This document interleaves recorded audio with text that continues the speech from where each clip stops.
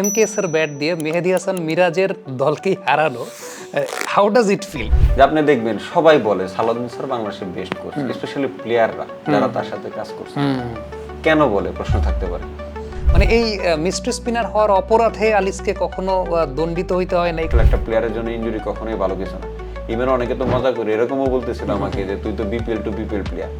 আমরা যে অ্যানালাইসিস গুলো করছি, অনেকে নেয় অনেকে নেয় না, তো আলিসের ক্ষেত্রে কি কাজে দিয়েছে জিনিসটা? যে ঠিক আছে, সিম্পল একটা অবজারভেশন যেটা আমি যখন আপনি ওই ভিডিওটা করলেন, ভিডিওটা করার পর আমার টিমের যে analysis, Ganesh Tyagi, he is my very good friend honestly, তো অ্যানালাইসিস পরে আমাকে ওই ভিডিওটা পাঠাইছে এবং ও একটা ভিডিও রেডি করতেছিল, বাট আপনার সাহায্য পেয়ে ওর কাছে আরো বেটার হয়ে গেছে। আমি তোমার এই জিনিসটা ভিডিও বানাচ্ছিলাম, ওই আমাকে দেখাইছে তোমার আমি কম্পারিজন ভিডিওটা বানাচ্ছিলাম, বা তার আগে আমি রেডি ভিডিও পাই গেছি।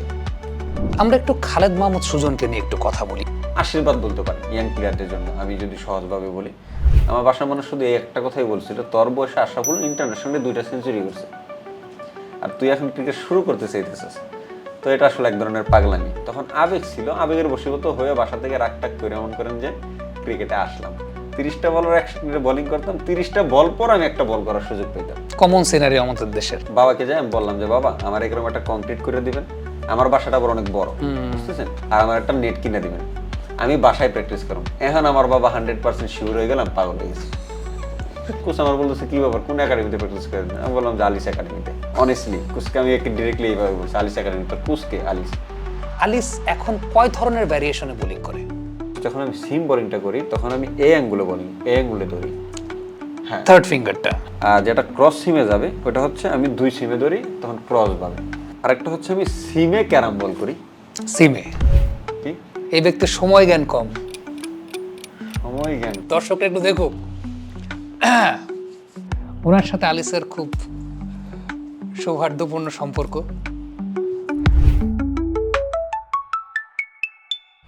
আসসালামু আলাইকুম। পাওয়ার প্রেজেন্টস টক অফ দ্য টাউনে সকলকে আমন্ত্রণ। আমরা ক্রিকেটারদের সঙ্গে কাজ করি, ক্রিকেটারদের সঙ্গে কথা বলি। তবে বাংলাদেশে এমন একজন ক্রিকেটার আছেন যার কাছ থেকে আমি সবসময় তরুণ প্রজন্মকে একটা কথা বলি যে লাইফ লেসনটা যদি শিখতে হয় তাহলে ওই ক্রিকেটারটার কাছ থেকেই শেখেন। কারণ বাংলাদেশে যে কালচারটা বিল্ড আপ হয় সবসময়, যে প্রত্যেক প্লেয়ারের যখন গ্রুম আপের জায়গাটা হয় তার একটা সাস্টেনেবল ব্যাকগ্রাউন্ড থাকে, তার একটা সাস্টেনেবল জায়গা থাকে, যে জায়গা থেকে সে গ্রুম আপ হয়ে হয়ে আসে, কিংবা পেছনের অনেক কারিগর থাকেন যারা ওই প্লেয়ারটাকে আপলিফট করার চেষ্টা করে। কিন্তু একজন ক্রিকেটারকে আমি দেখেছি যে অনেক প্রতিকূলতার মধ্য থেকে নিজে নিজে সংগ্রাম করে এই টপ লেভেলের সার্কিট পর্যন্ত এসেছে। আমাদের সঙ্গে আজকে পাওয়ার প্রেজেন্টস টক অফ দ্য টাউনের অতিথি আলিস আল ইসলাম, বাংলাদেশের প্রথম এবং এখন পর্যন্ত একমাত্র mystery spinner top level circuit. Aliss, আপনাকে আমন্ত্রণ। Thank you. আমি যে কথাটা আসলে দর্শকদেরকে বলতে চাচ্ছিলাম, Aliss, you and I, we are very close. আমি আলিসের জার্নিটা বা গল্পটা আমি জানি। যে বিষয়টা বলছিলাম যে ওই নিজে নিজে যে প্র্যাকটিস করার জায়গাটা বা নিজেকে নিজে আপলিফট করার যে জায়গাটা, এবং বাংলাদেশ এমন একটা দেশ যেখানে আসলে মিস্ট্রি স্পিনারদের জন্য আসলে খুব কঠিন একটা জায়গা। আমি সেই জার্নিটা শুনবো, গল্পটা শুনবো। সবার আগে জানতে চাই ইনজুরিটার এখন কি অবস্থা, যে ইনজুরিটা বিপিএলের মঞ্চে হয়েছিল। সবাইকে আসসালামু আলাইকুম। সবাই আমার জন্য দোয়া করবেন। বিপিএলে যে দ্বিতীয় কোয়ালিফায়ার ম্যাচে যে ইনজুরিটা হয়, আসলে ইনজুরিটার অবস্থা এখন অনেকটা আগের থেকে অনেকটা ভালো, বাট এটা হয়তো বা সার্জারি লাগবে। এটা ACL tear, complete tear and meniscus complete tear. তো এখানে ডাক্তার বা বিসিবির যে আমাদের ডাক্তারগণ আছেন, তো তারা সবাই মিলে এরকম সাজেশনে পৌঁছেছে যে এটা একটা সার্জারি লাগবে, হয়তো বা আমার এসিএল রিকনস্ট্রাকশন সার্জারি লাগবে। তো হোপফুলি এটা 6 থেকে 7 মাসের মতো সময় নেবে আফটার সার্জারি। 6 থেকে 7 মাসের মতো সময় নেবে। আলিস, এই ব্যাপারটা একটু জানতে চাই একদম শুরুতে। সেটা হচ্ছে যে এর আগে ন্যাশনাল টিমের সার্কিটে আপনি গেলেন, বিকজ অফ ইনজুরি আপনি খেলতে পারলেন না, সেখানে একটা বড় ব্রেকের জায়গা। আবার এখন 6 মাস বা 7 মাসের একটা ব্রেকের জায়গা। এই যে সময়টা একটা ক্রিকেটারের জন্য, এর চাইতে খারাপ সময় তো আর আসলে আসতে পারে না যে আপনি মাঠে যেতে পারতেছেন না, আপনি দৌড়াতে পারছেন না, আপনি হাঁটতে পারছেন না, আপনি বোলিং করতে পারছেন না। সব কিছু আবার নতুন করে শুরু করতে হয়, বডি বায়োমেকানিক্স থেকে শুরু করে সব কিছু। এই টাইমটা আসলে কিভাবে মেন্টালি নিজেকে ঠিক রাখা যায়? আসলে এই টাইমটা প্রতিটা ক্রিকেটারের জন্য, নট অনলি ক্রিকেটার, এটা প্রতিটা মানুষের জন্য একটা টাফ টাইম। যে আপনি যে জিনিসটা সবচেয়ে বেশি পছন্দ করেন বা যে জিনিসটা সবচেয়ে বেশি ভালোবাসেন, আসলে ওই জিনিসটা আপনি করতে পারতেছেন না বিকজ অফ ইনজুরি। তো গত বছর যখন আমি ন্যাশনাল টিমের চান্স পাই, তো তারপর যখন আমার ফিঙ্গার ইনজুরিতে পড়ি আমি, তখন আসলে আমি অনেক ডিমোটিভেট হয়ে যাই। এটা হওয়াটাই স্বাভাবিক, কারণ আমি এতদিন যাবৎ যে চেষ্টাটা করতেছিলাম যে অ্যাটলিস্ট একটা ম্যাচ হইলে আমি ন্যাশনাল টিমের হয়ে খেলবো। তো ওইটার একেবারে দ্বার প্রান্তে আইসা ন্যাশনাল টিমে জয়েন করার আগে আবার ইনজুরিতে পড়া, ইনজুরির কারণে ন্যাশনাল টিম মিস হয়ে যাওয়া, এটা আসলে অনেক একটা ডিমোটিভেটেড ব্যাপার ছিল তখন আমার। বাট তারপরও আসলে তো আমি শুরু থেকেই আমার স্ট্রাগল পিরিয়ড থেকে আমি এরকম দেখে আসছি, তো বা আমি শুরু থেকে এরকম স্ট্রাগল করে আসছি। তো আমার কাছে জিনিসটা আমি ওইভাবে পজিটিভলি নিছি যে হয়তো বা এর থেকে বেটার কিছু হইতে পারে আমার জন্য, বা আমি আরেকটু ম্যাচিউর হইতে পারবো, বা আমি আরেকটু ভালো। আসলে যখন আপনি মানুষ ইনজুরিতে পড়ে তখন হয়তো বা ফিজিক্যালি সে মাঠে থাকতে পারে না, বাট মেন্টালি কিন্তু ক্রিকেট নিয়ে অনেক থিঙ্কিং করার একটা সুযোগ থাকে। কারণ আমি কেন এখানে আসছি, বা কেন এই পরিস্থিতিতে আসছি, বা আমার আর কী ভালো করা যাইতে পারে। তো ওই মেন্টালি যে প্রিপারেশনের যে জায়গাটা আপনার ডিউরিং ইনজুরি টাইম, তো এতে আসলে মেন্টালি অনেক স্ট্রং হওয়া যায়, পাশাপাশি মনে করেন যে ক্রিকেট সম্পর্কে বেটার নলেজ নেওয়া যায়। তো আমি ওইভাবেই নিজেকে পজিটিভ রাখার চেষ্টা করতাম যে না, আমি হয়তো আসলে যদি ফিজিক্যালিও গ্রো না করতে পারি, আমি মেন্টালি আরও গ্রো করে আসবো। তো এরকম একটা চিন্তা ভাবনা থেকে বা এরকম একটা মোটিভেশন থেকে আসলে ওই টাইমটা স্ট্রাগল করা লাগে। আমাদের দেশের রিকভারির জায়গাটা, মানে একটা প্লেয়ার যখন ইনজুরিতে পড়ে সাপোজ, তারপর তার রিকভারির জায়গাটা আসলে প্লেয়ারদের জন্য কতটুকু উপযোগী? মানে আপনি যেহেতু ইনজুরিতে পড়েছেন, আবার সেখানে রিকভারি করেছেন, রিহ্যাব করেছেন, কাম ব্যাক করেছেন, কারণ ইনজুরির পর নিশ্চয়ই আপনাকে আবার জিরো থেকে স্টার্ট করতে হয়।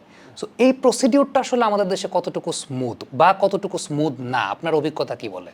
আমি যখন 2019-এ বিপিএল খেলি তখন আমি আমার এসিএল টিয়ার হয়, তো তখন আমার এসিএল রিকনস্ট্রাকশন করা লাগে তখন ওই একটা অভিজ্ঞতা থেকে আমি দেখছি যে আসলে এটা অনেক টাফ একটা জার্নি অনেস্টলি। আর রিকভারি যে প্রসেসিংয়ের যে ব্যাপারটা, এটা আসলে ওভারঅল নট গুড এনাফ বাংলাদেশে, আমার কাছে যেটা ধারণা মনে হয়। স্পেশালি আপনি একটা জিনিস খেয়াল করবেন যে আমাদের দেশে যখন এসিএল রিকনস্ট্রাকশন করা লাগে, নর্মালি বাংলাদেশে আমরা করতে সাহস পাই না বা করতে পারি না, কারণ এখানে আপনার সাকসেস রেশিওটা অনেক কম।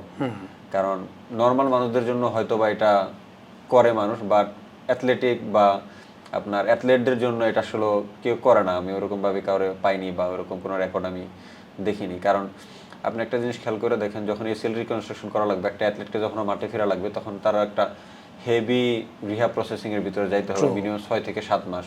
তো এখানে আর সার্জারি অনেক বড় একটা ম্যাটার। তো আমি বাংলাদেশে আসলে ওইরকম আমি দেখতেছি না যে এরকম আছে। নর্মালি যদি বিসিবি থেকে কারো করায় হয়তো বা অস্ট্রেলিয়া বা ইংল্যান্ডের একটা করে, বাট বাংলাদেশে যদি ওই সুযোগটা থাকতো তাহলে আমার কাছে মনে হয় এটা আমাদের জন্য আরও ইজি হতো। কারণ আমার ব্যাপারটাই দেখেন, আমি গতবার যখন এসিএল ইনজুরিতে পড়ি তখন আমার ইন্ডিয়া থেকে আমি করাই, তখন তো আর বিসিবির আমার সাপোর্ট ছিল না, বাট আমি তখন বিসিবির পুলের প্লেয়ারও ছিলাম না, তো আমার নিজে থেকে করা লাগছে। তো এই দিক দিয়ে বিবেচনার ভিতর, আর স্পেশালি আফটার সার্জারি যে প্রসেসিংয়ের ব্যাপারটা, তখন আমাকে বিসিবি ফুল হেল্প করছে, বিসিবির ফিজিওথেরাপিস্ট বা বিসিবির ডাক্তার তারা আমাকে হেল্প করছে। বাট তারপর ওটা আমার কাছে মনে হয় যে গুড এনাফ একটা ক্রিকেটার বা অ্যাথলিট মাঠে ফেরার জন্য। কারণ শুধু ওই সাপোর্টটাই এনাফ না, এটা mentally, physically and everything support, এটা খুবই ইম্পর্টেন্ট। দর্শক, এই জায়গাটা থেকে আসলে গেল কদিন আগে আমরা প্রান্তিক নওরোজ নাবিলের ইনসিডেন্টটা দেখেছি, যে শ্বাসকষ্টজনিত কারণে তাকে ক্রিকেট ছেড়ে দিতে হয়েছে। কিন্তু প্রশ্নের জায়গাটা ওইখানেই ছিল যে এই শ্বাসকষ্টের প্রবলেমটা তো একদিনে এই পর্যায়ে আসে নাই, এটা তো আসলে ইনিশিয়াল একটা স্টেজ ছিল, এবং সেই জায়গাটা থেকে আমাদের দেশে স্পোর্টস মেডিসিন কিংবা স্পোর্টস রিকভারি ইনস্টিটিউটের জায়গাটা সেটা একেবারেই নাই। এবং প্লেয়াররা যখন একটা ইনজুরিতে পড়ে, একটা নর্মাল ইনজুরি, আলিসের এক্সাম্পলতে আমরা দিচ্ছিলাম, যে তখন কিন্তু অনেক লম্বা একটা প্রসিডিওর, কিন্তু আমাদের এখানে এই প্রসিডিওরের জায়গাটা স্মুথ না। সো আমাদের কাছে একটা রিকোয়েস্ট থাকবে, অবশ্যই যুব ক্রীড়া মন্ত্রণালয় আছে, আমাদের বাংলাদেশ ক্রিকেট বোর্ড আছে, যে স্পোর্টস রিকভারি সেন্টার, এই জায়গাটাতে জোর দেওয়াটা আসলে খুব গুরুত্বপূর্ণ একটা ব্যাপার। আলিস, বিপিএলের ওই কোয়ালিফায়ার 2 ম্যাচটাতে আমি তখন ডাগ আউট কমেন্ট্রি করছিলাম, এবং আলিস যখন ডোরটা দিয়ে পড়ে গেল, মানে আমার মুখ দিয়ে তখন একটা শব্দ বেরোছিল, আল্লাহ এটা কি হলো, মানে definitely it was very bad, মানে দেখেই বোঝা যাচ্ছিল যে ইট ওয়াজ ভেরি ব্যাড।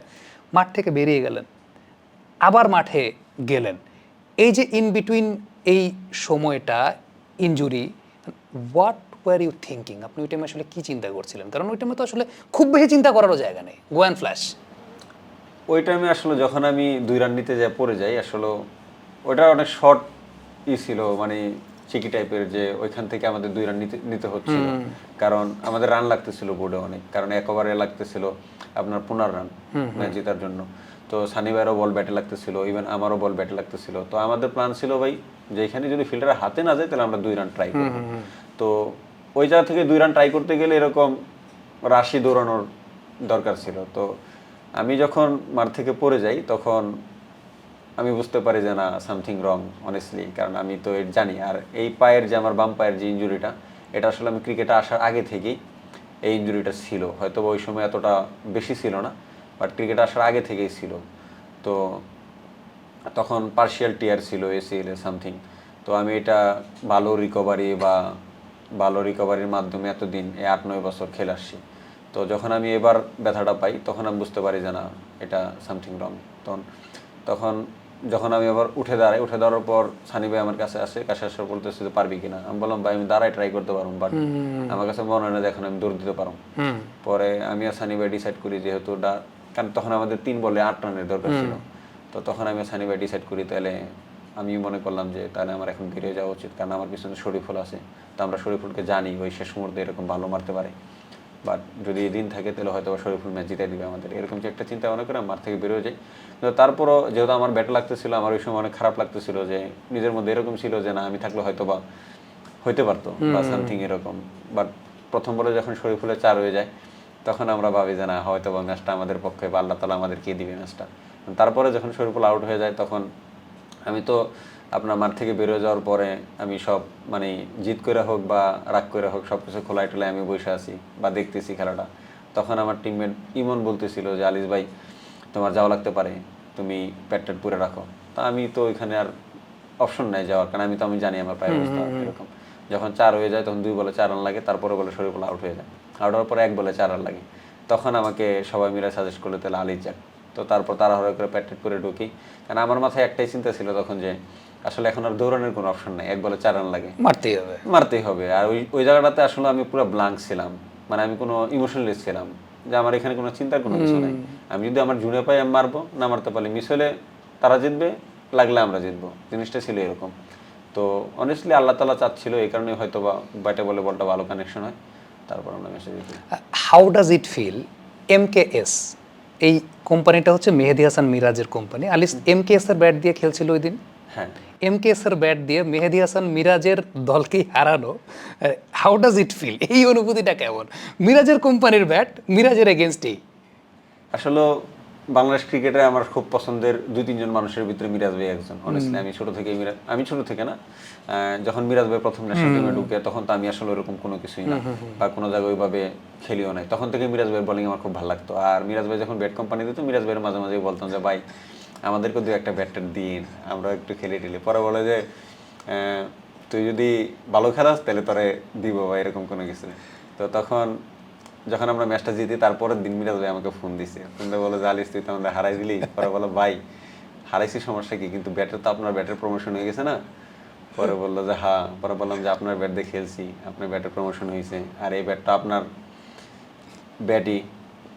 পরে মিরাজ ভাই অনেক আমাকে দোয়া দিল যে আলিস ন্যাশনাল টিমে খেলা লাগবো বা ভালো খেলিস, এই সেই অনেক ভালো প্লেয়ার। কিন্তু পরে আমার অনেক খুশি হয়েছি যে মিরাজ ভাই আমাকে পরের দিন আবার ফোন দিছে, অনেস্টলি, কারণ এরকম কেউ করে না। তো মিরাজ ভাই আমাকে ফোন দেওয়ার পরে কনগ্রাচুলেশন জানাইলো বা সামথিং। তো আমার এই জিনিসটা খুব ভালো লাগছে। আমি এবার একটু আলিসের ইনিশিয়াল গল্পের দিকে যেতে চাই। এটা এই দেশের অনেক মানুষই জানে না। আমি আলিসের নাম প্রথম যখন শুনি, আলিস খুব সম্ভবত তখন কাঁঠালবাগানে খেলে, সেকেন্ড ডিভিশন কাঁঠালবাগানে আলিস তখন খেলে। তখন আমি আলিসের নাম শুনতাম। তখন আলিস এরকম মিস্ট্রি স্পিনারও ছিল না, আসলে এটাকে মিস্ট্রি স্পিনও বলে না।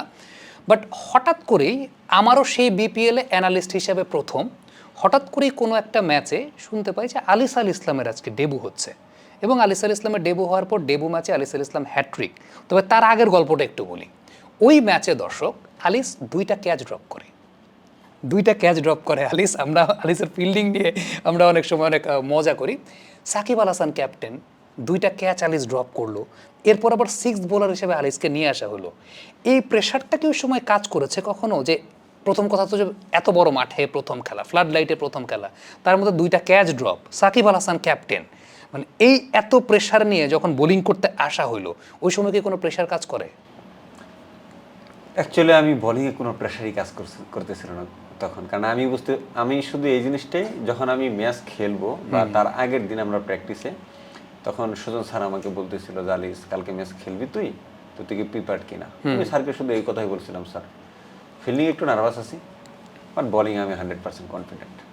তো যখন আমি বিপিএল এর ডেবু হয় আমার ডেবু হওয়ার পর আমি প্রথম ওভারটা করি, প্রথম ওভারে আমি 6 রান দিই কিন্তু কোনো উইকেট পাই না।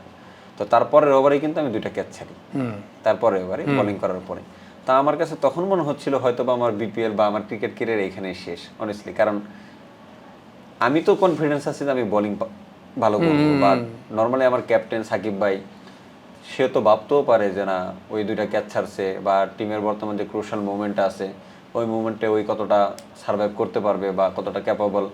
তো এই জিনিসটা তো সাকিব ভাইয়ের চিন্তাধারার একটা ব্যাপার সেবার আছে। যখন আমরা অলমোস্ট হাইরে যাচ্ছিলাম ম্যাচটা, তখন সাইফুল স্যার সুজন স্যারকে বলতেছিল, সাইফুল স্যার হচ্ছে সাইফুল ভাই, তো সে সুজন স্যারকে বলছিল স্যার এইখান থেকে যদি কেউ ম্যাচ জিতাইতে পারে শুধুমাত্র আলিস, আপনারা একটা ওভার আনেন, কারণ আমি সেকেন্ড ডিভিশন ফার্স্ট ডিভিশন এরকম অনেক অনেক ম্যাচ হারা ম্যাচ জিতে দিছি। তো স্যারের ওই আমার উপর ওই কনফিডেন্সটা ছিল, বা স্যারে আমার ওইভাবে সবচেয়ে বেশি জানতো যে আমি কি করতে পারি। তো পরে সুজন স্যার সাহস করে সাকিব ভাইরা বলে যে আলিসের একটা ওভার আনানোর জন্য। যখন আমাকে সাকিব ভাই ইশারা দিল, নর্মালি কিন্তু মিডল ওভারে ইশারা দেয়, মানে একটা ওভারের মাঝখানে ইশারা দেয় যে পরের ওভারটা তুমি বোলিং করো, তখন আমার ভিতর শুধু একটাই ছিল যে আলিস এই ওভারে নয় ক্রিকেটার মানে ক্যারিয়ার হবে না, এবারে ক্যারিয়ার শেষ হয়ে যাবে। তো আমি কনফিডেন্স ছিলাম যে আমি ফিল্ডিং মিস করছি, বাট আমি তো বোলিং খারাপ করি না, আমি একটা ওভারে 6 রান দিছি। তো তার ওভারের পরের ওভারে যখন আমি রাইলি রোসরে আউট করি 5 রান দিয়ে, তখন আমার ভিতরে একটা কনফিডেন্স বুস্ট আপ হয়, এবং তারপরের ওভারে সাকিব ভাই একটা ভরসা পায় যে না, কারণ তখন ওই সময় একটা ছিল মিথুন ভাই 48 রানে ব্যাটিং করতেছিল আর রাইলি রোসে 84 রানে ব্যাটিং করতেছিল। তো ওদের একটা বিরাট বড় পার্টনারশিপ হয়ে গেছিল, এমনকি অলমোস্ট ওরা ম্যাচ জিতে যাচ্ছিল। তো ওই জায়গা থেকে যখন সাকিব ভাইয়ের ভরসা আসছে, দেন সাকিব ভাই আমাকে তার পরের ওভার করায়, পরের ওভার আমি হ্যাটট্রিক করি, হ্যাটট্রিক করার পর আমি ভাবছিলাম যে এইখানেই মনে হয় শেষ, কারণ লাস্ট ওভার আমাদের অপশন ছিল যে আমি আর রুবেল ভাই, দুইটাই অপশন ছিল। তো সাকিব ভাই আমাকে ডাইকে বললো যে আমি তোর উপরে ভরসা করতেছি, আমার কাছে মনে হয় তুই ম্যাচ জিতাবি। তো আলহামদুলিল্লাহ আল্লাহ তাআলা ওই দিনও দিন দিছিল একটা, তো ম্যাচটা জিতে যাই। ক্যাচ ড্রপ করার পর সাকিব ভাই কোনো কিছু বলছিল, কোনো বকাঝকা দিছিল? না, সাকিব ভাই ক্যাচ ড্রপের পরে আমি তো কারোর দিকে তাকাচ্ছিলামই না, আসলে কে কি করতেছিল আমি দেখিই নাই, কিন্তু কিছুই বলেনি কেউ কোনো কিছু। মাঠে সবাই আমাকে সাপোর্ট করছে, এবং কি আমি সাকিব ভাইয়ের দিকে তাকাইনি যে বকা দিছিল কিনা বা সামথিং কিছু করছিল কিনা, বাট ওরকম ভাবে বা কেউ ওরকম ভাবে তাকাবে নাই। তারপরে তো আমি ফিল্ডিং করছি আরো মোটামুটি 6 ওভার 7 ওভার ফিল্ডিং করার পর আমি বোলিং পাইছি। তো আমার ওইভাবে কেউ কিছু করে নাই, জাস্ট সুজন স্যারে যখন 9 ওভার পরে মাঠে ঢুকলো, মাঠে যাওয়ার পড়লো যে আলিস নতুন করে শুরু কর, মানে যা গেছে গেছে, এখন নতুন করে শুরু কর, জাস্ট কেউ কিছু বলেনি। আমরা পাওয়ার জেনারেশন, শক্তি চুমুকে অ্যাকশন, পাওয়ার চুমুকে অ্যাকশন। আমরা একটু খালেদ মাহমুদ সুজনকে নিয়ে একটু কথা বলি। দর্শকদের অনেক সময় একটা বিষয় থাকে যে আমরা যখন কারো প্রশংসা করি তখন বলা হয় যে তার দালালি করতেছে কিনা। দর্শক, খালেদ মাহমুদ সুজন এখন ক্ষমতায় নাই, সুতরাং তার প্রশংসা করে দালালি করে আমার বা আলিসের কোনো লাভ নাই। একটু খালেদ মাহমুদ সুজনের ব্যাপারে একটু জিজ্ঞেস করি। দর্শকদের কাছে তার ব্যাপারে অনেক নেতিবাচক ধারণা আছে, অনেক নেতিবাচক প্রতিক্রিয়া আছে সোশ্যাল মিডিয়া খুললে, এবং তার ব্যাপারে নেতিবাচক কথা বললে ভিউ বা কন্টেন্টের রিচ খুব বেশি হয়। বাট অ্যাজ আ প্লেয়ার আলিস, আমি অনেক ক্রিকেটারের সঙ্গে কথা বলেছি, এর আগের দিন আশরাফুল ভাই আমাদের সঙ্গে বলেছে, তাসকিন বলে, রিয়াদ ভাই বলে, এই যে একটা ফার্স্ট ডিভিশন খেলা player all of a sudden BPL এর মঞ্চে অভিষেক, হাবিবুর রহমান সোহানকে আমরা দেখেছি ফার্স্ট ডিভিশন খেলা প্লেয়ার বিপিএল এর মঞ্চে অভিষেক, খালেদ মাহমুদ সুজনই তো এটা পারে, বা ওই সাহসটা তো খালেদ মাহমুদ সুজনই বাংলাদেশে একমাত্র দেখায়। মানে তার ব্যাপারে আলিসের মন্তব্যের জায়গাটা একটু জানতে চাই, এবং খালেদ মাহমুদ সুজন স্যারের ব্যাপারে বললে আসলে শেষ করা যাবে না, স্পেশালি আমার ক্ষেত্রে। কার সাথে কি হয়েছে আমি জানি না, স্পেশালি আমার ক্ষেত্রে আমি যখন সেকেন্ড ডিভিশন খেলি, আপনার মাতোয়াইল ক্রিকেট একটা টিম ছিল, মাতোয়াইল, এখন হয়তো বা মাতোয়াইল নেই বা অন্য কোনো নাম হয়ে গেছে। তো তখন থেকে স্যার আমাকে চিনে বা জানে, তো সাইফুল স্যারের মাধ্যমে চিনে বা জানে। দেন আমি বিপিএলে আপনার নেট বোলিংয়ে যাই সেকেন্ড ডিভিশনে থাকতে। তো নেট বোলিংয়ে যাই, নেট বোলিংয়ে যাওয়ার পর ওই বছর ঢাকা চ্যাম্পিয়ন হয়, স্যারের আন্ডারে ঢাকা চ্যাম্পিয়ন হয় সাঙ্গাকারা, তারপর ওনারা ছিল ওই বছর। তো আমাকে এমন একটা সিচুয়েশন হয়েছিল, স্যার আমার বোলিং দেখে, স্যার তো আমাকে চিনে, তাদের টিমে আমি খেলতেছিলাম, বা তার উপর আমার উপর তাদের একটা ভরসা আছে। তো আমাকে ওই বছরই স্যার প্ল্যান করতেছিল যে আমাকে খেলাই দিবে। দেন স্যারের পরে বললো যে না, সেকেন্ড ডিভিশন থেকে ডিরেক্টলি খেলাইলে একটা হবে, তাহলে আরেকটা বছর আমরা ওকে দেখি ফার্স্ট ডিভিশনটা কেমন খেলে। তো তারপরের বছর আমি ফার্স্ট ডিভিশন খেলি, ফার্স্ট ডিভিশনে আসলে অনেক ভালো খেলি, আপনার 9 ম্যাচে 27 উইকেট ফার্স্ট ডিভিশনে। দেন স্যার আমাকে বললো যে আলিস, স্যারই আমাকে বলছে ফোন করে যে আলিস তুই এবার বিপিএল খেলবি, তো ওইভাবেই প্রিপারেশন নেই। তা আমি ওইভাবে প্রিপারেশন নিচ্ছিলাম। তো তারপর আমাকে ডিরেক্টলি তো আর থেকে নেয়নি, ড্রাফট থেকে নেয়নি, বাট আমার জন্য একটা স্লট ফাঁকা রাখছে। তো ফাঁকা রাখার পর আমি এখন প্র্যাকটিস করতেছি, আমি ওইভাবেই খেলবো। বাট বোর্ডের ওই বছর একটা ইস্যু ছিল যে আপনার ড্রাফটের বাইরে থেকে প্লেয়ার অ্যালাউ না। তো বাট ওই বছর কুমিল্লা স্টিভেন স্মিথকে নিছিল ড্রাফটের বাইরে থেকে। দেন ওইখানে ঢাকা আবার একটা ইস্যু তৈরি করতে পারছে যে না, স্টিভেন স্মিথ ফরেন প্লেয়ার যদি নিতে পারে তাহলে আমরা লোকাল প্লেয়ার খেলাতে যাচ্ছি, কেন নিতে পারবো না। দেন নর্মাল তো 1 তারিখেই মনে হয় খেলাটা শুরু হয়ে যায়। দেন আমাকে 6 তারিখে স্যার আমাকে বলে, বা নিতে পারে না ওই সময়, এমন ছিল যে সুযোগ ছিল যে 3 তারিখে আমি ম্যাচ খেলবো, ঢাকা ফার্স্ট ম্যাচই খেলবো আমি, বাট বোর্ডের অ্যাপ্রুভাল না পাওয়া পর্যন্ত আমি যেতে পারছিলাম না। তো স্যারের ব্যাপারটা হচ্ছে, স্যার আমার তখন 6 তারিখে পরবর্তীতে আমি টিমের সাথে যোগ করি, তারপর আমি 11 তারিখে ম্যাচ খেলি ফার্স্ট ম্যাচ। তো স্যারের ব্যাপারে যেটুকু আমি বলতে চাই যে আসলে স্যার একটা প্লেয়ারকে চিনে, যে এই প্লেয়ারটার ভিতরে আসলে কতটুকু ক্যালিবার বা কতটুকু ক্ষমতা আছে একটা প্লেয়ারকে। আপনি একটা জিনিস খেয়াল করবেন, স্যার যেসব প্লেয়ারের রিস্ক নিছে ওইসব প্লেয়ার সবাই কিন্তু সাকসেস, পরবর্তীতে হয়তো বা ধরে রাখা না ধরে রাখা সেটা তাদের ব্যাপার, তাদের ব্যাপার। বাট ইনিশিয়াল মুভমেন্টে যাদেরকে নিয়ে স্যারে রিস্ক নিছে, কারণ এটা তো ওয়ান কাইন্ড অফ আমি রিস্কই বলবো। আপনি ঢাকা ডাইনামোসের মতো একটা টিমে, ইভেন রংপুরের ইংলিশ টিম আমাকে হঠাৎ একটা ফ্রেশ ছেলে আসলে ওইভাবে এই কম্পিটিটিভ ক্রিকেটে খেলেইনি, তাকে আপনি ধরে খেলাই দিচ্ছেন, এমনকি ওই ইনিশিয়াল মুভমেন্টে কিন্তু সে সাকসেস। এটা প্রত্যেকের ক্ষেত্রেই, এটা আমার ক্ষেত্রে হোক, এটা তাসকিন ভাইয়ের ক্ষেত্রে হোক, এটা মুনিম শাহরিয়ার ক্ষেত্রে হোক, বা হাবিবুর রহমান সোহানের ক্ষেত্রে হোক, সবার ক্ষেত্রে কিন্তু একই জিনিস, যে ইনিশিয়াল মুভমেন্টে কিন্তু সবাই ভালো খেলছে, কিন্তু পরবর্তীতে হয়তো বা যখন আমি হয়তো বা ওইভাবে ধরে রাখতে পারি না ইনজুরির কারণে বা সামথিং এরকম কারণে, সাকসেস তাসকিন ভাই আজকে মনে করেন যে বাংলাদেশের সেরা বলার। তো এটা কিন্তু তার মধ্যে ওই ক্ষমতাটা আছে বা ওই ভিশনটা আছে তার মধ্যে, যে একটা প্লেয়ারকে সে চিনতে পারে যে এই প্লেয়ারটার ভিতরে ওই কোয়ালিটি বা ক্যাপাবিলিটি আছে। আর স্যারের মতো রিস্ক বাংলাদেশে কেউ নিতে পারে না, এটা আমার কাছে ব্যক্তিগতভাবে মনে হয়। কারণ স্যারে অ্যাজ এ কোচ হোক বা অ্যাজ এ মেন্টর হোক বা অ্যাজ এ আপনার কি বলে বড় ভাই সামথিং, অলওয়েজ আপনি হেল্পফুল অনেস্টলি, স্পেশালি ইয়াং প্লেয়ারদের জন্য। যারা ইয়াং প্লেয়ার তাদের জন্য স্যার অবশ্যই মনে করেন যে আপনার অবশ্যই হেল্পফুল, আশীর্বাদ বলতে পারেন ইয়াং প্লেয়ারদের জন্য, আমি যদি সহজভাবে বলি। তো আমার কাছে এটুকুই মনে হয় স্যারের ব্যাপারে, যে তার মতো রিস্ক কেউ নিতে পারবে না। আমি নেক্সট কোয়েশ্চেন করতে করতে আমার বিহাইন্ড দ্য সিন যারা কাজ করছে, একটা ক্রিকেট বল একটু রেডি করবেন আপনারা, ক্রিকেট বলটা রেডি করে আমাকে দিয়ে দেবেন, আমি নেক্সট কোয়েশ্চেনে যাই। আলিস, প্রথম ম্যাচে তো বিশ্ব রেকর্ড, এই স্ট্যাটিস্টিক্সটা কি জানা ছিল সেই সময়টাতে, যে ডেবু ম্যাচেই হ্যাট্রিক, সেটা আন্তর্জাতিক ক্রিকেটও এবং ঘরোয়া ফ্র্যাঞ্চাইজি T20 লিগ হোক যেখানে হোক, এই রেকর্ডটা কি তখন জানা ছিল? না, এরকম কোনো কিছু জানা ছিল না। ইভেন আপনি বিশ্বাস করবেন না, মানে দেখা যাচ্ছে ইন্টারন্যাশনাল ক্রিকেটে বা IPL বা PSL সামথিং যেখানে হোক, ওইসব জায়গাতে এরকম দেখলাম বলাররা হ্যাট্রিক করতো, বুঝছেন? তা আমার মনের ভিতরে একটা প্রশ্ন ছিল, আমি কিন্তু সেকেন্ড ডিভিশন ফার্স্ট ডিভিশন এই দুইটাই তো খেলছি বিপিএল এর আগে, আমি কখনো হ্যাট্রিক বা এরকম কোনো কিছু করতে পারিনি। আমি ভালো বোলিং করছি বাট হ্যাট্রিক করতে পারিনি। তো আমি না মনে মনে প্রশ্ন করতাম যে মানুষ হ্যাট্রিক করে কেমনে অনেস্টলি, কারণ ইটস ভেরি টাফ। একটা 3টা ব্যাটসম্যান আপনি পরপর আউট করে দিবেন, হয়তো বা লাস্ট ওভার গেলে যদি চার্জ করতে যায় ওটা আলাদা হিসাব, বাট মিডলে বা একটা খেলার একটা গুরুত্বপূর্ণ সময় 3টা ব্যাটসম্যানটা আউট করে দিবেন, এটা আসলে অনেক টাফ। এটা হয় কিভাবে, এটা আসলে আমার মনের ভিতরে বা বলার গিলা করে কিভাবে, কিন্তু আসলে দেখলাম যে আসলে ইটস হয়ে যায়। হ্যাট্রিক তো আসলে বলে করা যায় না, বাট এটা হয়ে যায়। আর মেনলি হচ্ছে লাকেরও ব্যাপার সেবার থাকতে পারে, আপনার কোয়ালিটিরও ব্যাপার সেবার থাকতে পারে, কারণ ইজি না যে একটা ব্যাটসম্যানটা আপনি ঢোকা দিয়ে বা রিসিভ করে আপনি আউট করে দিবেন। তো আমি যখন হ্যাট্রিকটা করছি তারপরে আমার কাছে মনে হয়েছে না করা যায়। আর যে আপনি রেকর্ডের কথা বললাম, এটা তো আমি পরে জানতাম না, পরে সাংবাদিক বা ওনাদের মাধ্যমে পরে জানছি যে এটা আসলে এটা একটা রেকর্ড হয়েছে। এইবার আমি একটু মূল প্রসঙ্গে আসি। আসলে এটা ইয়াং ক্রিকেটারদের জন্য, কিংবা যারা এই মুহূর্তে দেখছেন যারা ক্রিকেটার হতে চান, বাংলাদেশ এমন একটা দেশ যেখানকার এইজ লেভেল সিলেকশন প্রসিডিওরটা এরকম থাকে। আলিস, আপনি আমরা সবাই জানি, কোনো স্পিনার যদি একটু জোরে বোলিং করে, পেস বল করার অপরাধে তাকে বের করে দেওয়া হয়। কোনো লেগ স্পিনার যদি গুগলি করে, অফ স্পিন করার অপরাধে তাকে বের করে দেওয়া হয়। বিষয়টা সেরকমই। এইরকম একটা দেশে আলিস আল ইসলাম প্রথম কবে সাহস করলো যে মিস্ট্রি স্পিন বা এই ধরনের ভ্যারিয়েশন সমৃদ্ধ স্পিন, এইটা আমি করব, আমি এটা করতে চাই। কারণ বাংলাদেশে অ্যালিস এটা আমরা সবাই জানি, কেউ যদি মিস্ট্রি স্পিন করে এজ লেভেলের নেটে যায়, ওর ক্যারিয়ার ওইখানেই শেষ, ওর ক্যারিয়ার প্রোগ্রেস করতে পারবে না। এই সাহসটা অ্যালিস কীভাবে দেখাইলো? আসলে এটা একটু আমি লম্বা করেই বলি, এটা আমি একেবারে আর্লি স্টেজ থেকেই বলি, আমার ক্রিকেটের শুরু থেকেই।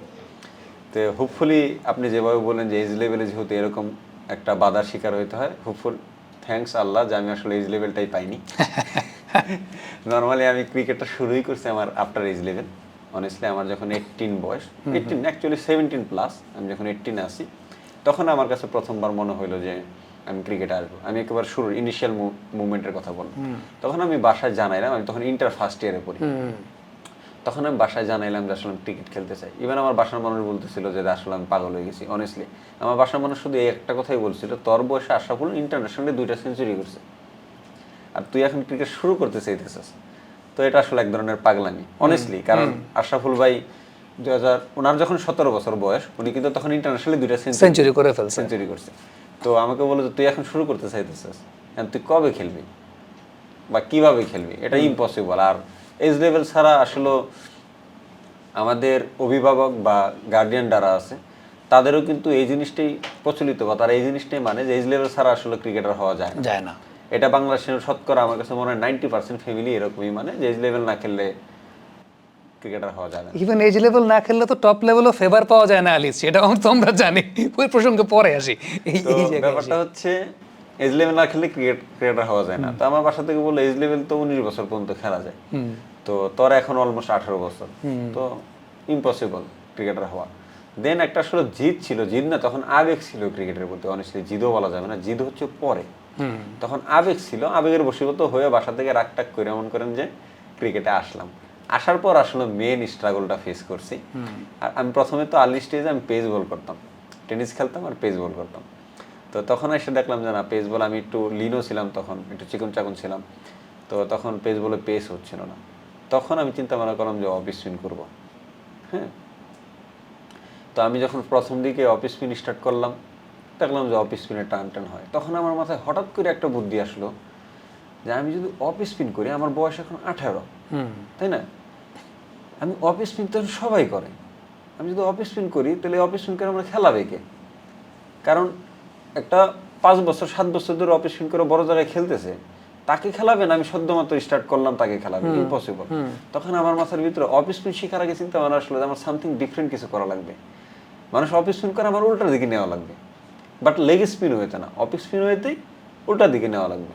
কারণ আমি তো, আর এইটাও একটা কথা প্রচলিত আছে, মানে আমাদের ক্রিকেটার বা যারা আপনার ছোট লেভেলে যে আপনার ক্রিকেট একাডেমিগুলো আছে, ওইসব লেভেলে এইটা প্রচলিত আছে, লেফট আর্ম স্পিনাররা বাংলাদেশে বেশি সুবিধা পায় ক্লাব ক্রিকেটটা নিশ্চিত, ক্লাব ক্রিকেটের জন্য স্পেশালি।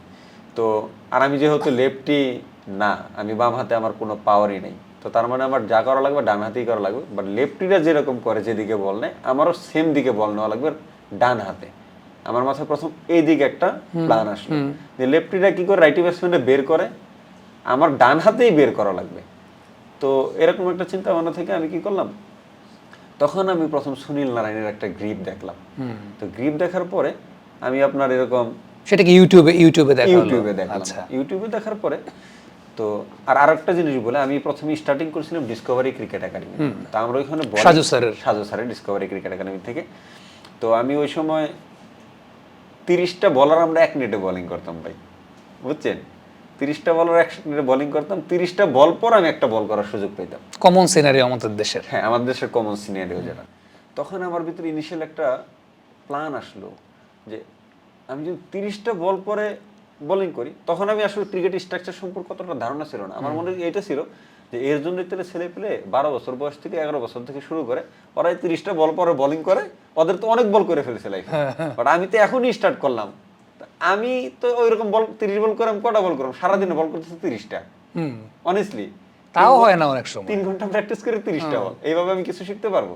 তখন আমার ভিতরে একটা প্ল্যান আসলো যে এখানে কি করছে, একটা নেট দিছে, একটা কংক্রিট করছে, আর প্লাবন বোলিং করতেছে, বুঝতেছেন? এইটুকুই ভূমিকা কোচিং এ ওইখানে, মানে এই যে ছোট ক্রিকেট একাডেমিতে গুলোতে। তো তখন আমি আমার বাবাকে যা বললাম, এটা হচ্ছে আমি ক্রিকেটে আসার 8 মাস পরে, ক্রিকেট 8 মাসে তো আমি কিছুই করতে পারতেছি না, আমি পেস বল করব না স্পিন করব কিছুই ডিসাইডেড না। আর ব্যাটিং ঢুকতে গেছি একদিন হেলমেটে লাগছে ভাই ব্যাটিং আর করব না, মানে জিনিসটা হচ্ছে এরকম। তো তারপরে কি করলাম, বাসায় বাবাকে যাই আমি বললাম যে বাবা আমার এরকম একটা কংক্রিট করে দিবেন, আমার বাসাটা আবার অনেক বড় বুঝতেছেন, এরকম একটা কংক্রিট করে দিবেন আর আমার একটা নেট কিনে দিবেন, আমি বাসায় প্র্যাকটিস করব। এখন আমার বাবা 100% শিওর হয়ে গেলাম, পাগল হয়ে গেছে যে মানুষ খেলার জন্য মাঠে যায় আর ওই মাঠ রেখে বাসায় খেলতে আসে। একের 100% শিওর হয়ে গেলে আমি পাগল হয়ে গেছি। তখন আমার বাবা বললো যে তুই ক্রিকেট ছাইড়া দে, তোর ক্রিকেটের খেলার দরকার নেই। আমি বললাম যে তুমি তো আমার সব কিছুই দিছো, এখন আমি এইটা বলতেছি আমার যেটা প্ল্যান আছে আমার বিশ্বাস করো, আমার দাও। পরে বাবা আমাকে একটা কংক্রিট করে দিল, একটা নেট কিনে দিল। তখন বিশ্বাস করেন আমি প্রতিদিন মনে করেন যে 150-200 বোলিং করতাম, 300 বোলিং করতাম একা একা বাসায়। আর মানুষ, এলাকার মানুষ আমার এরকম ভাবতো যে নিশ্চয়ই 100% পাগল, যে মানুষ মাঠে যায় খেলতে আর ওই বাসায় আসে খেলতে, এরকম টাইপের। তো পরে আমি যখন এরকম 3 মাসের মতো আর তখন ব্যাপারটা হচ্ছে নারায়ণের যে আমি ভিডিওটা দেখছিলাম, ভিডিওটা দেখার পর নারায়ণ যে গ্রিপিংটা তখন আমার কাছে একটা ক্যাচ করতে পারছি যে এরকম ভাবে গ্রিপিং করে, তো আমার এই জিনিসটা করা লাগবে। তো তখন আমি কি করলাম, এরকম উপরে মারি হয় না, কিন্তু আমি যখন মনে করেন যে আবার এই যে আমার রুমে মারি তখন হয়। তো তখন আমি কি একটা প্ল্যান করলাম যে আগে আমার ফিঙ্গারের পাওয়ার বাড়াইতে হবে এটা করতে গেলে, দেন তারপরে শোল্ডারের কাজ করা লাগবে। তো তখন আমি কি করলাম যে আপনার আমার যে খাট ছিল, খাট থেকে ইয়ের আরেক প্রান্তে যে একটা বালিশ রাখতাম মানে দেওয়ালে, ওই বালিশের মধ্যে এরকম এরকম করে মারতাম, ওইটা আবার বল চলে আসতো আমার কাছে, আবার মারতাম আবার চলে আসতো, আবার মারতাম আবার চলে আসতো। এরকম করতে করতে আমি মনে করেন যে একটু স্ট্রেংথ আসলো ফিঙ্গারে। তো তখন আমি মনে করেন যে অর্ধেক থেকে মারি তখন হয়, কিন্তু ফুল থেকে আবার হয় না, বা রান আপে হয় না। তখন আস্তে আস্তে এটা করতে করতে করতে করতে করতে করতে তখন আমি অফ স্পিন ভুলে গেছি অনেস্টলি। তখন আর অফ স্পিন করি না, আমার শুধু হলে এইটাই করলে, যেহেতু ছোট জায়গা থেকে এটা গেছে তার মানে বড় জায়গাতেও যাবে যদি আমার পর্যাপ্ত পাওয়ার আর ওই পেসটা স্ট্রেংথটা থাকে। তো এরকম করতে করতে করতে করতে একদিন এরকম মারছি, দিকে হঠাৎ করে হয়েছে। তখন আমি বললাম যে এটা হওয়া সম্ভব।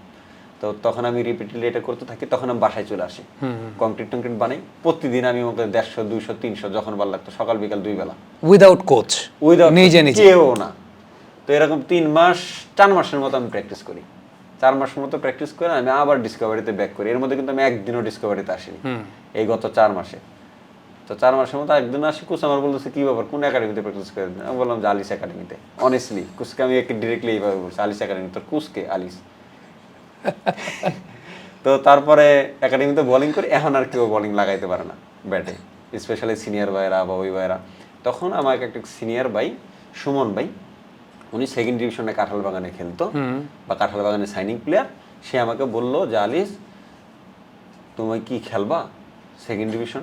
আমি বললাম হ্যাঁ ভাই অবশ্যই, আমার তো এজ লেভেল খেলার বয়স নেই, আমার সেকেন্ড ডিভিশন 22 লেভেল খেলে উপরে ওঠা লাগবে। তো তখন আমি আপনার সেকেন্ড ডিভিশনে প্রথম আসি। তখন আমার অ্যাকশন এরকম ছিল না, আমি তো রিপিটেডলি আমার অ্যাকশন চেঞ্জ করছি, অলমোস্ট আমি 5-6 বার আমার অ্যাকশন চেঞ্জ করছি। আমি এমন ছিলাম যে আমি প্রতিটা অ্যাকশনেই বোলিং করতে পারি, সবার অ্যাকশনেই, শুধু সাকিব ভাইয়ের অ্যাকশনে পারি না, ওনার অ্যাকশনটা একটু ডিফিকাল্ট। তো আমি এরকম রিপিটেডলি অ্যাকশন চেঞ্জ করছি। তখন আমার সেকেন্ড ডিভিশন অ্যাকশন অন্য ছিল, বাট বোলিং এর কাজ একই রকম ছিল। বোলিং আমি গ্রিপিং একই রকম ছিল, বাট অ্যাকশনটা অন্যরকম ছিল। তো তখন কি হয়েছে, আমি সেকেন্ড ডিভিশনে ট্রায়াল গেলাম, আমাদের 43 জন ট্রায়াল আসলো ভাই টোটাল সেকেন্ড ডিভিশনে, ম্যাক্সিমাম তো সাইনিং প্লেয়ার। তো 43 জন থেকে আমাদের 2 জন প্লেয়ারকে আপনার বাবুল স্যার, কাঁঠাল বাগানের কোচ, তো উনি আমাকে খুব পছন্দ করলেন। পছন্দ করার পর উনি আমাকে নিলেন। নেওয়ার পর আমাকে প্র্যাকটিস ম্যাচ খেলালেন, আমি খুব ভালো বোলিং করলাম প্র্যাকটিস ম্যাচে। তো তারপর উনি আমাকে রেজিস্ট্রেশন করাইলো। রেজিস্ট্রেশন করানোর পর এখন ফার্স্ট ম্যাচের একটা ইতিহাস আছে ভাই। এই ইতিহাসটা আমি বিপিএল এর সাথে কানেক্ট করব, বিপিএল এর ফার্স্ট ম্যাচের সাথে। তো ফার্স্ট ম্যাচের ইতিহাসটা হচ্ছে, প্রথম দিন ম্যাচ বিকেএসপিতে খেলা। ইভেন বিকেএসপি কত দূর তাও আমি জানি না ঠিকঠাক মতো। তা আমার বাসা হচ্ছে সাভারে। তো বিকেএসপি সাভার থেকে কত সময় লাগবে আমার বাসা থেকে যাইতে আমি জানি না। তো আমাকে রিপোর্টিং টাইম দিল 7:30 বাজে রিপোর্টিং টাইম দিল। নরমালি তো 1.5 ঘন্টা আগে, হ্যাঁ 9:30 বাজে রিপোর্টিং টাইম দিল। তো আমি তো আসলে এইসব ক্রিকেটের রিপোর্টিং টাইমও বুঝি না, ওইরকম কিছুও বুঝি না ঠিকঠাক মতো তখন, কারণ আমার অলমোস্ট 1 বছর হয়েছে, ম্যাচও খেলা হয় না, ওইভাবে খেলা হয় না, 1 বছর হয়েছে মাত্র ক্রিকেট আসছে, এরকম তো আমি জানিও না। তো পরে আমি 7:30 বাজে বাসা থেকে রওনা দিছি ভাই, 1.5 ঘন্টা হাতে টাইম আছে। অলমোস্ট আমি ওখানে পৌঁছলাম 8:45 যায়, অলমোস্ট কিন্তু ঈদের দিছে। আমার কোচ খালি বললো তুমি কি ম্যাচের আগে পৌঁছাতে পারবা? আমি বললাম হ্যাঁ। স্যার আমার জন্য অনেক বড় একটা রিস্ক নিছে, অনেস্টলি আমাকে ওই ম্যাচ খেলাইছে, আমি আসলে পৌঁছাইতে পারবো কিনা এইটাও আমি জানি না, বাট স্কোয়াডে রাখছে। স্কোয়াড আমাকে রাখছে, এটা আসলে অনেক বড় একটা প্রাপ্তি। তো এরকম রিস্ক নিছে আমাকে নিয়ে উনি। তো তারপর আমরা ম্যাচ খেলতেছিলাম, ফেয়ার ফাইটার্স ওই বছর খুবই একটা ভালো টিম করছিল, সেকেন্ড ডিভিশন চ্যাম্পিয়ন টিম করছিল। তা আমরা অনেক ভালো একটা রান করি, পুঁজি দিই। তা আমাদের ব্যাটসম্যানরা অলমোস্ট একবার আমরা ম্যাচ থেকে বের হয়ে যাচ্ছিলাম, প্রথমে বোলিং করি 5 ওভারে 30 রান দিই, কিন্তু উইকেট পাই না, বাজে বোলিং করি অনেস্টলি ভাই। ফার্স্ট ম্যাচ বা টিম আমার কাছে যেটা প্রত্যাশা করতেছিল ওরকম পাচ্ছিল না। তো আমাদের টিমের যে ম্যানেজার আর কোচ তাদের মধ্যে একটা আবার খুব দ্বন্দ্ব হয়ে যায় যে আপনি এই প্লেয়ারের জন্য কেন রিস্ক নিচ্ছেন, হওয়াটাই স্বাভাবিক। ম্যানেজারের সাইড থেকে ম্যানেজার ঠিক আছে, কোচের সাইড থেকে কোচও বলছে না আমার কাছে মনে হয়েছে যে এই প্লেয়ারটার মধ্যে কোয়ালিটি আছে, তো তার জন্য আমি রিস্ক নিছি। তো ওনাদের মধ্যে এরকম আর কি মোটামুটি অলমোস্ট একটা গ্যাঞ্জাম বা গন্ডগোল। তো আমরা 257 রান নিই। তো একটা পর্যায়ে এরকম মনে হয়েছিল 10 ওভারে 40 রান লাগে, উইকেট হাতে আছে 6টা, দুইটা সেট ব্যাটসম্যান ব্যাটিং করতেছে, একটা 82 একটা 84 রানে, বুঝতেছেন? তো ওই মুহূর্তে আমরা অলমোস্ট ম্যাচ হারিয়ে গেছি। আর আমি নতুন প্লেয়ার, আমার উপর কোনো ভরসা নেই কারো, ইভেন ক্যাপ্টেন বা সামথিং কারো উপরে কোনো ভরসা নেই। তখন ডাগ আউট থেকে নিয়াজ নামে একটা আমার বন্ধু, সেকেন্ড ডিভিশন আমার টিমের, তো নিয়াজ তখন কোচের কাছে যায় বললো যে স্যার এইখান থেকে যদি কিন্তু ম্যাচ দৌড়াইতে পারে তাহলে আলিস আপনি ওকে একটা ওভার আন। তো ওইখানে কোচ আমাদের টিমের যে ম্যানেজার এই কথাটা আবার শুনে সে নিয়াজকে বলে কালকে থেকে তুমি টিমে আসবে না। তো তারপর আমাকে যে কোচ ওই জায়গাটা থেকে একটা রিস্ক নিছে বাবুল স্যার, তার জন্য আমি সারা জীবন কৃতজ্ঞ যে সে আমাকে তারপরের ওভার আনছে, আনার পরে তারপরের ওভারে আমি 2 সেট ব্যাটসম্যানকে আউট করে দিই। আমরা ওই ম্যাচ যেখানে 40 রান লাগতো ওই ম্যাচ আমরা 26 রানে জিতি। মানে এরপরে মাত্র 14 রান হয়েছে। এরপরে মাত্র 14 রান হয়েছে, আমি 3 উইকেট নেই, অন্য একটা বলার 3 উইকেট নেই, 6 উইকেট নিয়ে খেলা শেষ। তা আমরা ওই ম্যাচ জিতে যাই। তো আমার কাছে এই জিনিসটা যেরকম প্রথম ম্যাচ আমার ক্রিকেট নর্মালি আমার ঢাকা লিগে এটা ফার্স্ট ম্যাচ। তো ফার্স্ট ম্যাচের যে ব্যাপারটা হয়েছে যে ওইখানে নিয়ে যদি প্রশ্ন করতো যে একটা ওভার আলিস রানের, তাহলে হয়তো বা আমি আর কেউ নিতও না, কোনো জায়গায় খেলতামও না, কোনো কিছু হইতো না। সেম জিনিসটা হচ্ছে বিপিএল এর সাইফুল স্যার যদি ওই জায়গাটাতে প্রশ্ন করতো যে আলিস আর একটা ওভার আনেন, তাহলে হয়তো ওই রকম হ্যাটট্রিক হইতো না, আমি আর কোনো জায়গায় থাকতাম না। তো ব্যাপারটা হচ্ছে এগুলো আসলে আল্লাহ তাআলার পক্ষ থেকে হয়, আমি ব্যক্তিগতভাবে এটা বিশ্বাস করি যে আল্লাহ তাআলার পক্ষ থেকে হয়। বা অনেকে আমাকে বলে আমি আল্লাহ কি এখন তো ন্যাশনাল টিমে খেলতে পারতেছি না, বারবার ইনজুরি তো হয়েছি, কিন্তু আমি তো এইভাবেও বলতে পারি যে আমি আসলে অনেকটা লাকি যে এটা আসলে নিয়াজের মাধ্যমে পুশ হয়েছে বা সাইফুল স্যারের মাধ্যমে পুশ হয়েছে। তা আমি সবসময় জিনিসগুলো পজিটিভ নেওয়ার চেষ্টা করি, এটা আসলে আমার। আর সবচেয়ে ইম্পর্টেন্ট জিনিস হচ্ছে আমি এই পর্যন্ত ক্রিকেট খেলতেছি বা এখনও সার্ভাইভ করতেছি ক্রিকেটে, এটা শুধুমাত্র হয়তো বা পজিটিভনেসের কারণে। তাহলে অলমোস্ট আমি এখনও ন্যাশনাল টিমে খেলিনি, কোনো কিছু খেলিনি, অলরেডি আমি 5-6 বার ইনজুরিতে পড়ছি। তো এটা আসলে একটা প্লেয়ারের জন্য ইনজুরি কখনোই ভালো কিছু না। ইভেন অনেকে তো মজা করে এরকমও বলতেছিল আমাকে যে তুই তো বিপিএল টু বিপিএল প্লেয়ার, এক বিপিএল হয় ইনজুরিতে পড়ে, আরেক বিপিএল এর রিকভারি করস, আবার গিয়ে বিপিএল এ খেলাস। কিন্তু আমি এইটুকু এখনো বিশ্বাস আছে যে আমি যেখানেই খেলছি আমি কখনো খারাপ খেলিনি। আমরা পাওয়ার জেনারেশন, বিবিজয় শক্তি চুমুকে অ্যাকশন, পাওয়ার চুমুকে অ্যাকশন। আলিস এটা কি কখনো মনে হয় একটা জিনিস, সেটা হচ্ছে আমি ওই প্রসঙ্গ থেকেই আসলো, ঢাকা লিগে যেরকম ইন্টেন্সিটির খেলা হয়, যেরকম ম্যানেজারদের প্রেশার থাকে, কোচদের প্রেশার থাকে, ঢাকা লিগের প্লেয়াররা বেশি স্মার্ট হয় rather then age level players, কারণ ওরা নাম্বার অফ ম্যাচেস খেলে এবং যে ইন্টেন্সিটি যে প্রেশারটা থাকে ঢাকা লিগের, এই প্রেশারটা তো আমরা যারা ঢাকা লিগ খেলছি আমরা জানি অফিসিয়ালদের প্রেশার। এটা কি কখনো মনে হয় যে ঢাকা লিগের প্লেয়াররা একটু বেশি ম্যাচিউরড হয় ম্যাচ সেন্সের দিক থেকে? হ্যাঁ, এটা আমার কাছে ব্যক্তিগতভাবে ফিল হয়। এটা আমি কারণ আপনাকে বলি, আপনি একটা জিনিস মিলাই দেখেন, এই জিনিসটা যখন অ্যাট দ্য এজ লেভেল টাইমে যখন আমাদের প্লেয়ারও থাকে, যখন আন্ডার 19টাও খেলে, তখন আন্ডার 19এর প্লেয়ারদের স্টার্সগুলো দেখেন, প্রতিটা প্লেয়ারই কিন্তু আবার অন্য টিমের যেগুলো আছে, যারা অন্য টিমের বর্তমানে আপনি গ্রেড ধরা হয়, অন্য টিমের যেসব প্লেয়ারগুলার আপনি এখন অনেক বড়ভাবে রেট করেন, অনেক হাই রেট করেন যেসব প্লেয়ারগুলাকে, ওরা দেখবেন এজ লেভেলে কিন্তু আমাদের দেশের এজ লেভেল প্লেয়ার থেকে পারফরমেন্স খারাপ ছিল। হ্যাঁ, আমাদের টিমের এজ লেভেল প্লেয়ারদের পারফরমেন্স খারাপ ছিল ওই স্টেজে। বাট তারপরে গিয়ে এই জিনিসটা কেন হচ্ছে এটা আসলে কেন হচ্ছে এই জিনিসটা, হয়তো বা এই জিনিসটা ম্যাচুরিটির ব্যাপার স্যাপারের কারণে হইতে পারে আমার কাছে ব্যক্তিগতভাবে ফিল। আর ঢাকা লিগে যেসব প্লেয়ারগুলো ধাক্কা খেতে খেতে বড় হয়, ওরা তো ওই ম্যাচুরিটি হ্যান্ডেল করার মতো ওদের মধ্যে ওই সক্ষমতা তৈরি হয়ে যায়। তো আমার কাছে মনে হয় যে অ্যাজ এ ম্যাচুরিটির পার্সপেক্টিভ দিয়ে এজ লেভেলের প্লেয়ার থেকে ঢাকা লিগের প্লেয়ার বা যারা এরকম শুধু এজ লেভেল খেলে একটা আপার লেভেল খেলতেছে, তো তারা একটু আগায় থাকে। স্কিলগত দিক দিয়ে অবশ্যই এজ লেভেলের প্লেয়ার তাদের ওই ট্রেনিং মেথডটা বা ওই সব কিছু তারা পায়। ওই মিস্ট্রি স্পিনার হওয়ার অপরাধে, আমি অপরাধী বলবো, আমাদের দেশে তো আসলে অপরাধী ছিল একটা সময়, এখন একটু আধুনিকতার ছোঁয়া আমরা পেয়েছি।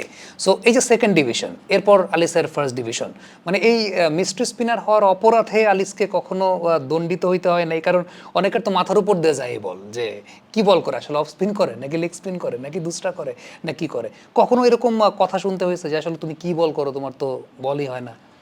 একটা মজার ঘটনা বলি, এরকম সিচুয়েশন হচ্ছে আমি যেবার সেকেন্ড ডিভিশন লাস্ট বার খেললাম, আমি সেকেন্ড ডিভিশন আমি 3 বার খেলি। এটা হচ্ছে কারো বিশ্বাসঘাতকতার কারণেই হোক বা সামথিং হোক, যেমন অনেকে বলছিল তুমি ভালো খেলে তোমার পরের বার আমি ফার্স্ট ডিভিশনে খেলাবো, বা কোনো টিম যদি তোমাকে নেয় তাহলে ছেড়ে দেবো, বাট সে ছাড়েনি, সে তার পাওয়ার ইউজ করছে, বাইন্ডিংস ইউজ করছে, এরকম কারণে হইতে পারে। আমি কি বুঝাচ্ছি আপনি তো বুঝতে পারছেন, যে বাইন্ডিংস ইউজ করছে বা সামথিং, সে তার পাওয়ার ইউজ করছে, তো এই কারণে হয়নি। তো যেবার আমি লাস্ট বার সেকেন্ড ডিভিশন খেলি, তো তার আগে আপনার রবি স্পিন হান্টে একটা হয়েছিল, রবি স্পিন হান্ট। তো আমি তো অফ স্পিনও করি, ক্যারামও করি, সবকিছু করি, ক্যারাম বা উল্টো দিকেও বলতে করি। তো আমার মনের ভিতরে একটা কনফিডেন্স ছিল যে আমি হয়তো স্পিন হান্টে মানে টপ লেভেলে থাকবো, এটা আমার ব্যক্তিগত কনফিডেন্স ছিল। কারণ স্পিন হান্ট জিনিসটা কি, সে সামথিং ডিফারেন্ট কিছু ট্রাই করবে। Traditional off spin, traditionally hunt মানে হচ্ছে আপনি রুট জায়গা থেকে একটা বেটার কিছু তুলে নিয়ে আসে, রেয়ার ট্যালেন্ট উঠায় নিয়ে আসে। তো তখন আমি ফার্স্টবার ট্রায়ালে যাই, ট্রায়ালে যাওয়ার পর আমি বোলিং করি, বোলিং করার পরে যাই হোক আমি ফার্স্ট রাউন্ড কোনো মতো পারি। তো আমি সেকেন্ড রাউন্ডে যাই, সেকেন্ড রাউন্ডে যাওয়ার পর আমি বোলিং করি, 6টা বল করার সুযোগ থাকে নর্মালি। তো 6টা বোলিং করে আমি 3টা অফ স্পিন করি, 3টা ক্যারাম বল করি। তো ক্যারাম বল করার পরে আমাকে একজন বলল, আমি কোনো কিছু মেনশন করব না। বাই দ্য ওয়ে অ্যালিস, একটু জিজ্ঞেস করি, এই ট্রায়ালটা কি ঢাকা মেট্রোর মধ্যে দেওয়া হয়েছিল? এই ট্রায়ালটা বিসিবিতে দেওয়া হয়েছিল। বিসিবি মানে মিরপুরে দেওয়া হয়েছিল? মিরপুরে দেওয়া হয়েছিল। আচ্ছা, মানে কোচ যারা ছিলেন তারা কি ওই ঢাকা মেট্রোর আশেপাশের কোচ? আমি আসলে আচ্ছা, আলিস নাম মেনশন করতে চাই না, কারণ সিমিলার কাইন্ড অফ এক্সপেরিয়েন্স আমারও তো ছিল একটা সময়, যে কারণে আসলে বলা আর কি। আমি নাম মেনশন করব না কারণ, তো আমি বোলিং করি, 3টা অফ স্পিন, 3টা ক্যারাম বল করি, আমি 6টা বল আমার স্টাম্প হিট হয়, বুঝছেন? তো কিন্তু ব্যাপারটা হচ্ছে আমার কোনো কিছুই বেসিকে ছিল না, আমার কোনো কিছুই বেসিকে ছিল না বলতে আমার অফ স্পিনের মতো হয় না, আর ক্যারাম তো জাস্ট একটা ভেরিয়েশন, ইটস ফর 1 পয়েন্ট, এটা শুধু 1 পয়েন্টের জন্য, বাট নর্মালি আমার কোনো বেসিক ছিল না। তো নর্মালি আমি বেসিকে বোলিংও করি না, অনেস্টলি আমি বেসিকে বোলিং করি না, আমি জাস্ট বোলিং করারটা আমি করি, আমি নিজেও জানি না আমি কি বোলিং করি, বাট আমি বোলিং করি। তো নর্মালি আমার বেসিক ছিল না, অফ স্পিন বেসিকে ছিল না, দেন আমাকে অফ স্পিন বেসিকে আবার কটা বল করার চেষ্টা করে, সব কটা ফুল টাচ যায়। তো তখন আমি স্যারকে শুধু বলটা জমা দেন, আমি পরে চলে আসি, এটা সত্যি কথা। এটা হয়তো বা তখন ভাবতে পারে কেউ অ্যাটিটিউড বা সামথিং, এরকম কিছু না। আমার কথা হচ্ছে আমি আমার থেকে বেরোবো না, আমি তো বেসিক পারি না। তো এখন আমার বলছে অফ স্পিন বেসিকই করতে। নর্মালি বেসিকটা অফ স্পিন বেসিক বলতে এরকম বোঝায় আমি নর্মালি ওপেন থেকে চেস্ট থেকে বোলিং করি, ওপেন চেস্ট বলতে পেস বোলারদের মতো ওপেন চেস্ট ছিল আমার, বাট বেসিকটা হচ্ছে এই, আমি জানি না এটা কেমনে করে, সাইড অন। তা আমাকে বলো সাইড অন করো বা বেসিকে করো, দেন আমি বেসিকে করছি, সবকটা ফুল টাচ করছে ভাই, মানে স্ট্যাম্প হিট হয়েছে বাট ফুল টাচ, মানে আমি তো নামাইতেই পারতেছি না বল। পরে আমি সুন্দর মতো বলটা জমা দেয়, আমি পরে চলে আসছি, ভাই আমার দরকার নেই, আমার পরে বাদ। এই জিনিসটা আমার সারা জীবন মনে থাকবে, হয়তো এটা আমাকে আরো বেটার শেখার একটা সুযোগ দিছে। কারণ আমি যদি নর্মালি ওই জিনিসটা করার জন্য এরকম করতাম যে আমি বেসিক অফ স্পিন করা লাগবো, বেসিক অফ স্পিন বা সামথিং কিছু করা লাগবে, তাহলে হয়তো আমি আবার এই পজিশন আসতে পারতাম না। তো তখন আমি সুন্দরভাবে দিয়ে চলে গেছি, চলে যাওয়ার পর আমি আবার টিমে জয়েন করছি, ওই দিনই টিমে প্র্যাকটিস জয়েন করছি। আমি প্র্যাকটিসে ছুটি নিয়েছিলাম, যে টিম থেকে সেকেন্ড ডিভিশন ক্যাম্প চলতেছে আমাদের সেকেন্ড ডিভিশন, তো আমি ছুটি নিয়েছিলাম। ছুটি নেওয়ার পর আমি ওই দিন আবার প্র্যাকটিসে জয়েন করছি। আমি হয়তো হাফ অ্যান আওয়ার লেট হয়েছি, বাট আমি প্র্যাকটিসে জয়েন করছি। কারণ আমার টিমমেটরা সবাই জিজ্ঞেস করতেছে যে কি অবস্থা, ওরা তো ভাবছে যে আমি এরকম। তো পরে বললাম যে আমরা বাদ দিয়ে দিছি, ওরা তো কেউ বিশ্বাসই করেন নাকি, তো আরে বাদ দেয় কেমনি। তো পরে আমি বললাম যে আমার বেসিক নেই, এই কারণে আমার বাদ দিয়ে দিয়েছে। তো তারপর আমি চিন্তা ভাবনা করলাম যে আর বেসিক টেসিকের দরকার নেই, ওইবার আমি সেকেন্ড ডিভিশন, ওইবার আমি ফার্স্ট ডিভিশন। ফার্স্ট ডিভিশনে। তো বেসিক টেসিকের দরকার নেই। তো তারপর আমি ফার্স্ট ডিভিশন খেললাম, খেলার পর আমি 9 ম্যাচে 27 উইকেট পেলাম। আমি বললাম তাহলে আমার বেসিক দরকার নেই। আমার কোয়েশ্চেনটা আসলে এই জায়গাটাতে, সেটা হচ্ছে মিস্ট্রি স্পিন বা এই যে ক্যারাম দোসরা এই জায়গাগুলো তো আমাদের দেশের কোচিং বেসিকে পড়ে না। সো আলটিমেটলি এইটা তো কোনো কোচের কাছ থেকে শেখারও আসলে জায়গা নাই। মানে আলিস যদি বা কোনো একটা স্পিনার যদি মিস্ট্রি স্পিন শিখতে চায়, শেখানোর মতো তো কোচ তো নাই। তো আলিসের ক্ষেত্রে কোচ তো আলিস নিজেই বললো, এখন কোচিং ম্যানুয়ালটা আসলে কোথায় ছিল? ইউটিউব দেখে দেখে তারপর নিজে এক্সপেরিমেন্ট করে, ব্যাপারটা কি এরকমই ছিল যে নিজেই এক্সপেরিমেন্ট করতে করতে আবিষ্কার করা?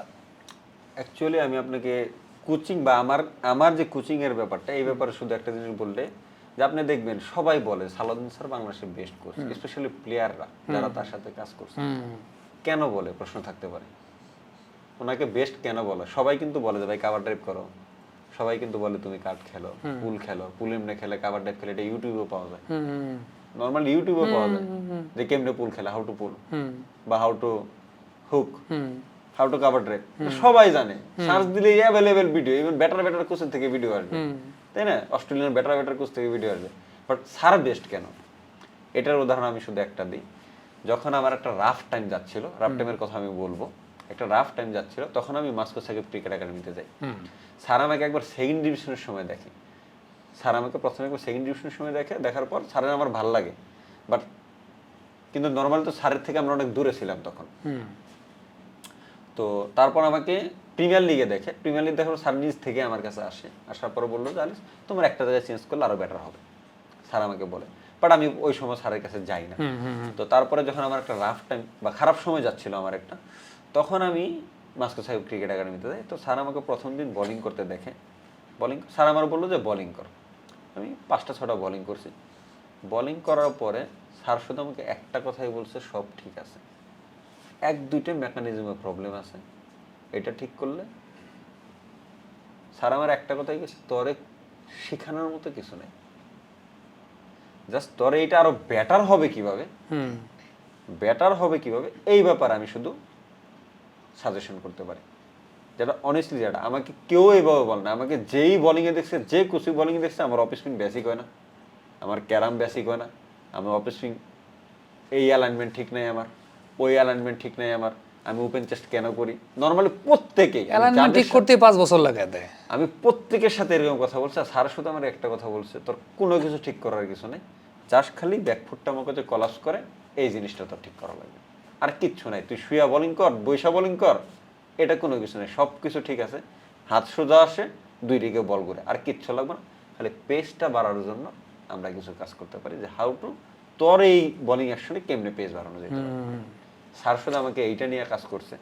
বাট আমি বারবার ইনজুরির কারণে হয়তো ওই কাজটা পরিপূর্ণ হয় নাই, কারণ পেস বাড়াতে গেলে আপনি স্ট্রেন্থ লাগবে, আপনার পায়ে থেকে স্ট্রেন্থ নেওয়া লাগবে।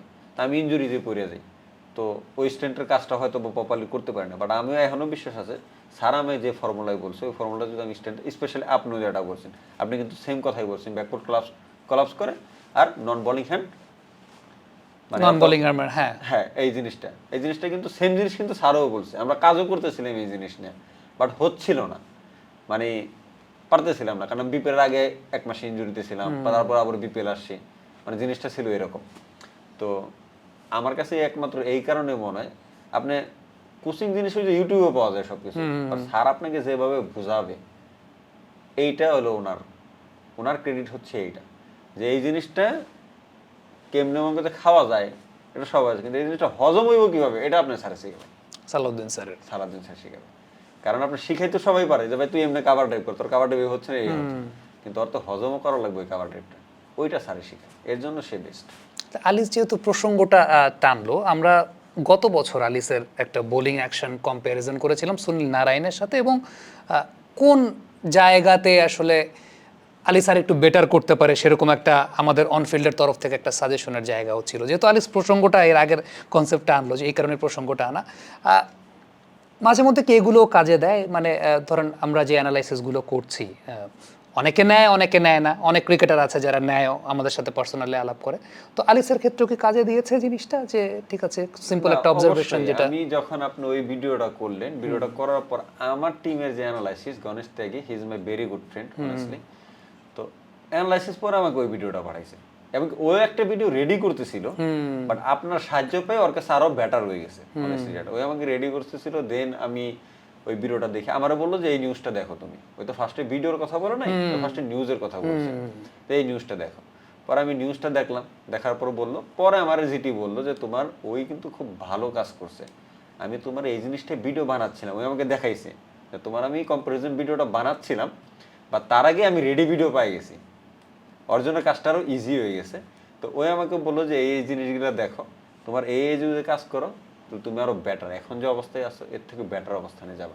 দেন আপনার সাথে আমার সরাসরি কথা হয় এই ব্যাপারে, ফোনে কথা হয়, সরাসরি কথা হয়, দেন আমরা কিন্তু ওই ব্যাপারে ডিসকাস করতেছিলাম। আমি নিজেও জানি আমার ব্যাকফুট ল্যান্ডিং এ কলাপস আছে, ব্যাটফুট হয়তো পর্যাপ্ত পাওয়ারটা নাই বা স্ট্রেন্থটা নাই, এটা হয়তো বা আসলে চলে আসবে। আর নন বোলিং হ্যান্ডের যে ব্যাপারটা, এটা নিয়ে আমরা কাজ করতেছিলাম। নন বোলিং হ্যান্ডের আমি এই বিপিএল এ খুব ভালো মতো সেটা দেখা গেছে যে কাজটা হয়েছে। অ্যানালিস্টের নামটা কি Ganesh Tyagi? Ganesh Tyagi, my brother, send my commission to me. ও যেহেতু ওর উপকার আসে। আচ্ছা, ফানটাকে একটু সাইডে রাখে, আমি আলিস যখন বিপিএল খেললো প্রথমবার, হ্যাট্রিক করলো, আলিস তখন টক অফ দ্য টাউন, একদম টক অফ দ্য টাউন। হঠাৎ করে এরপর থেকে আলিসের কোনো খবর নেই। কোভিডের সময় আসলো, কোভিডের সময়টার পরে আমার মনে আছে একটা টুর্নামেন্ট হইলো, যেটা হচ্ছে কোয়াব আয়োজন করলো, ঢাকার কোয়াব আয়োজন করলো, আলিস সেখানে রংপুর ফ্র্যাঞ্চাইজিটার হয়ে খেললো আমার মনে আছে। এবং আলিসের বোলিং আমি যেমনটা 2018-19 সালে দেখলাম, তেমন বোলিং আলিসের নাই, একটা ব্যাট প্যাচের মধ্যে দিয়ে আলিস যাচ্ছে, রিদম নাই আলিসের। এরপর আমি আবিষ্কার করলাম যে আলিস আল ইসলাম একা একা নিজে নিজে ফিটনেস করছে, স্ট্রেংথ বাড়াচ্ছে, বোলিং নিয়ে ড্রিল করছে, কাজ করছে। After that Aliss came back last বিপিএলে, মানে এই বিপিএলের আগের বিপিএলে। এই যে জার্নিটা 2020 থেকে 2024 পর্যন্ত, এই জার্নিটাকে আলিসকে অনেক ম্যাচিউর করেছে। আলিস আসলে কিভাবে কাম ব্যাক করলো এই সময়টাতে? না, অবশ্যই ম্যাচিউর তো করছে, এটা 100% শিওর, কিন্তু আমার লাইফের সবচেয়ে টাফ টাইম ছিল এটা অনেস্টলি। কারণ আপনি বিশ্বাস করবেন না, যখন আমি 2020-এর বিপিএলটা হয়, তো তখন মাত্র সদ্য আপনার এসিএল জার্নি থেকে উঠি, ইভেন আমি কোনো ম্যাচ খেলার সুযোগ পাইনি। এসিএল জার্নির পর আমি কোনো ম্যাচও খেলিনি, ডিরেক্টলি বিপিএল আমি একটা ম্যাচ খেলি, 4 ওভারে 26 রান দিয়ে ফার্স্ট ম্যাচে উইকেট, ওই টিমের একটা উইকেটই পড়ছিল ওই ম্যাচে, ওই উইকেটটা আমি পেয়েছিলাম। বাট সেকেন্ড ম্যাচটা আমার খুবই দুর্দান্ত খারাপ হয়। এটা খারাপ হওয়ার কারণ হচ্ছে ওই ম্যাচের শেষ 2টা বল আমি খুব বাজে বোলিং করি, শেষ 2টা বল, ফার্স্ট ম্যাচের শেষ 2টা বল, ওই 2টা বল একটা 6 হয়, একটা 4 হয়, বুঝতেছেন? তাইলে আমার রানটা থাকতো 26 রান, 26 রান, বা 2 সিঙ্গেলের 18 রান থাকতো। ওই শেষ 2টা বলের পরে তখন যে আমার যে গার্ডিয়ান ছিল, ওই গার্ডিয়ান ড্রেসিং রুমে আমাকে অনেক বকা দেয়, আমি নাম মেনশন করবো না, আমি জানি। গার্ডিয়ান আমাকে অনেক বকা দেয়। ওই বকাটাই আমার রিপিটেডলি মাথার ভিতরে ঘুরতেছিল, রিপিটেডলি। তখন আমি শুধু ওই 2টা বল নিয়ে থিঙ্কিং করতেছিলাম, আমি যে বাকি 22টা বল ভালো বোলিং করছি এটা আমার মাথা থেকে চলেই গেছিল। বাট ওই 2টা বল আমি এরকম ক্যান করছি, 2টা বল শর্ট বল ক্যান করছি। তখন কায়েস ভাই একটা 4 মারে, একটা 6 মারে, কায়েস ভাই। তো তখন ওই 2টা বলই রিপিটেডলি ঘুরতেছিল, এমনকি পরের ম্যাচে গিয়ে ওই 2টা বলই হচ্ছিল মাঠে। তখন এইখান থেকে আমি একটা জিনিস শিখছি, যে আমি তো 22টা ভালো বল করছি, ওইটা আমার মাথায় কেন ঘুরলো না? ওই 2টা খারাপ বল করছি, ওই 2টাই ঘুরতেছে।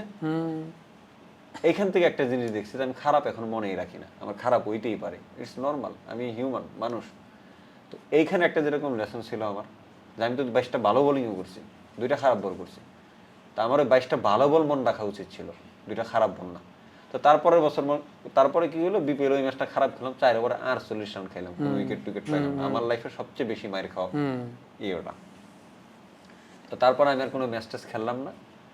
তারপরে না প্রিমিয়ার লিগে ঠিকঠাক মতো টিম পাচ্ছি, তো প্রিমিয়ার লিগে ওই বছরটা আমি ওল্ড ইউএসএস এর হয়ে খেললাম। তো ফার্স্ট ম্যাচ আমি ভালো বোলিং করলাম, তারপরেই করোনা আসলো। করোনা আসার পর আবার আমি একটা ব্যাট পাসে চলে গেলাম, কারণ করোনার পরে কোন জায়গায় প্র্যাকটিসের সুযোগ নেই, কোনো কিছুর সুযোগ নেই। করোনার ডিউরিং করোনাতে কি হলো, একটা টুর্নামেন্ট হইলো, টি-20 টুর্নামেন্ট, যেটা বোর্ডের আন্ডারে হইলো। প্রিমিয়ার লিগটা টি-20 ভার্সনে হইলো। তো টি-20 ভার্সনে হওয়ার পরে আমি নর্মালি আগে কখনো নতুন বলে বোলিং করতাম না, তা আমি তো ওল্ড ইউসিতে খেলতেছি, আমি কোনো এক্সকিউজ দিচ্ছি না সামি ভাই, বাট আমি আমার ফিলিংসটা বলতেছি, কোনো এক্সকিউজ না। তা আমি আপনার আগে নতুন বল আমি বোলিং করতাম না। তো ওই টুর্নামেন্টে কি হইলো, মানে ওটা টুর্নামেন্টই বলা যায়, T20 ভার্সন হয়েছে। ওই টুর্নামেন্টে কি হইলো এরকম যে এক তো প্র্যাকটিস করার সুযোগ নেই করোনার কারণে, প্র্যাকটিসও করে নেই ওইভাবে, আর জীবন আমি নতুন বলে বোলিংও করে নেই।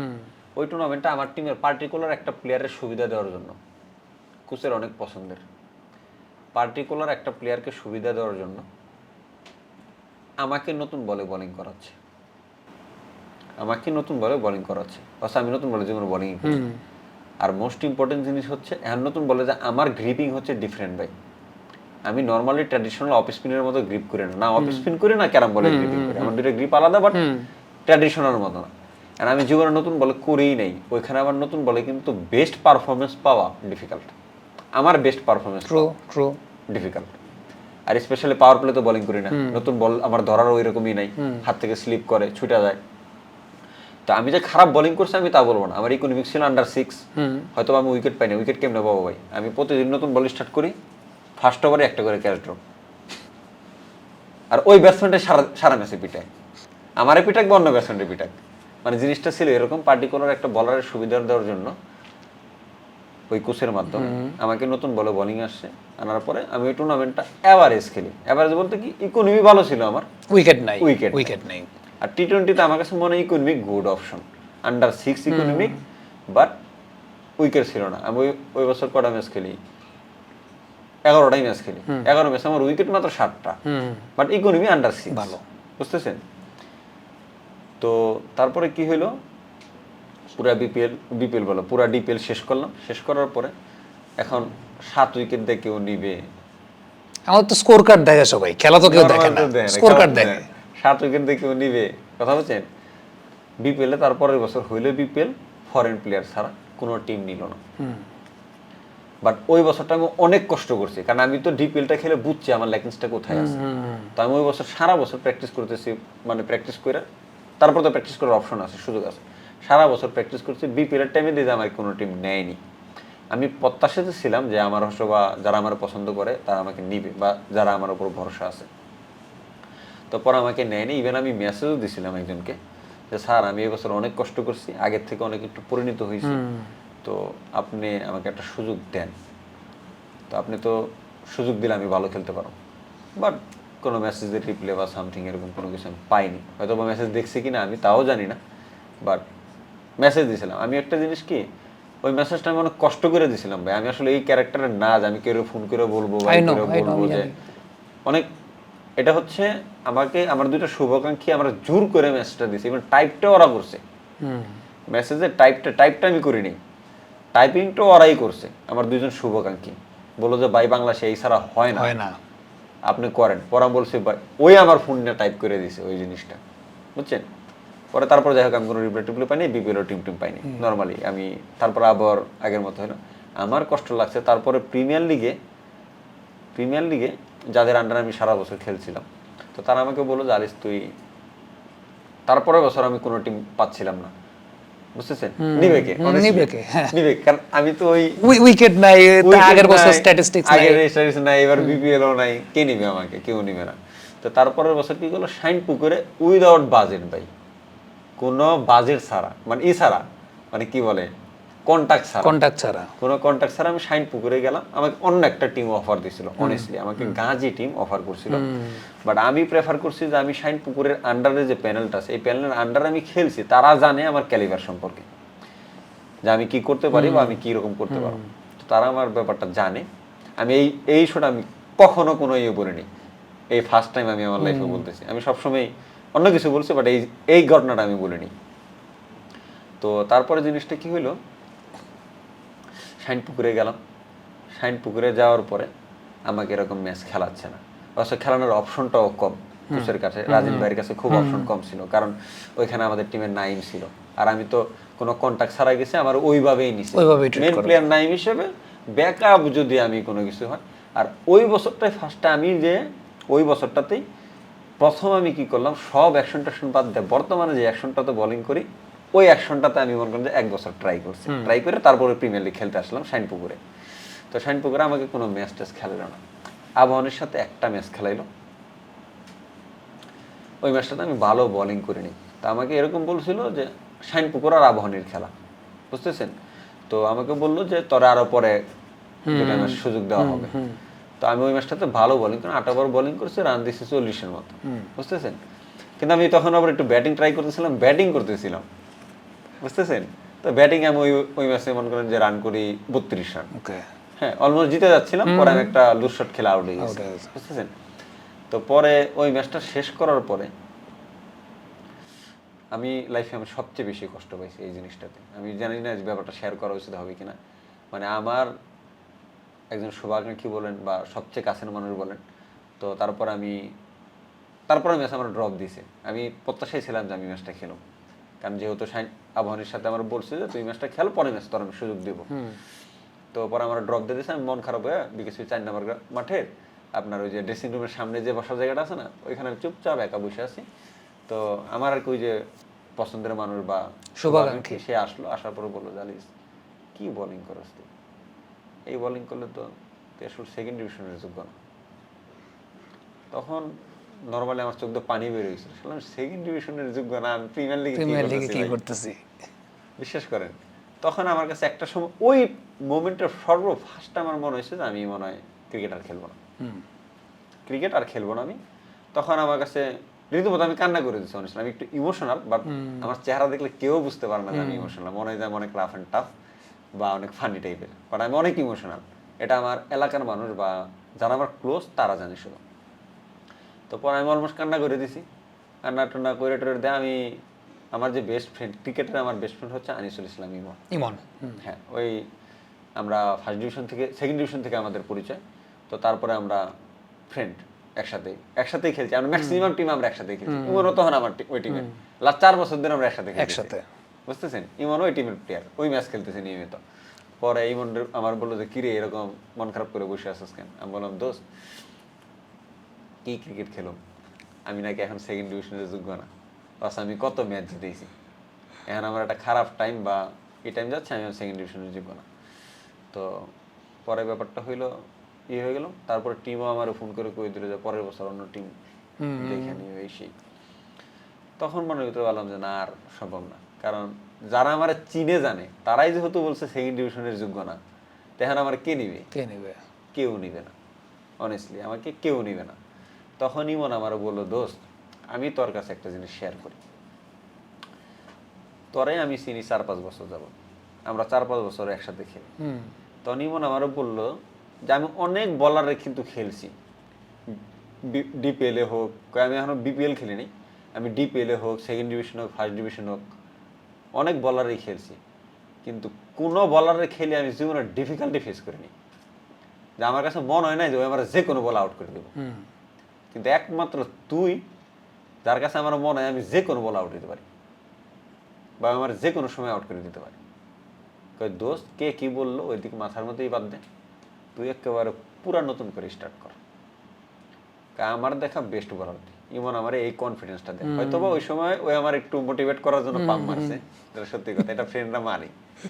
তো ওই বললো যে দোস্ত আমি অ্যাজ এ ওপেনার ব্যাটসম্যান আমার কাছে মনে হয় যে আমার দেখা বাংলাদেশের বেস্ট বলার তুই, সো তুই যে ডিসিশন নিতে যাচ্ছিস সেই ডিসিশন নিস না, তো তুই আরও এইটা কর।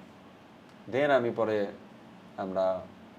আমি বলতে বলবো আমরাই বলি, কারণ ইমন আমি নিয়েই বলি। দেন আমরা একটা আদার প্ল্যানে যাই যে না, যেহেতু তারা ভাবে যে সেকেন্ড ডিভিশনের যোগ্য না, তাহলে এখানে আর থাকা যাবে।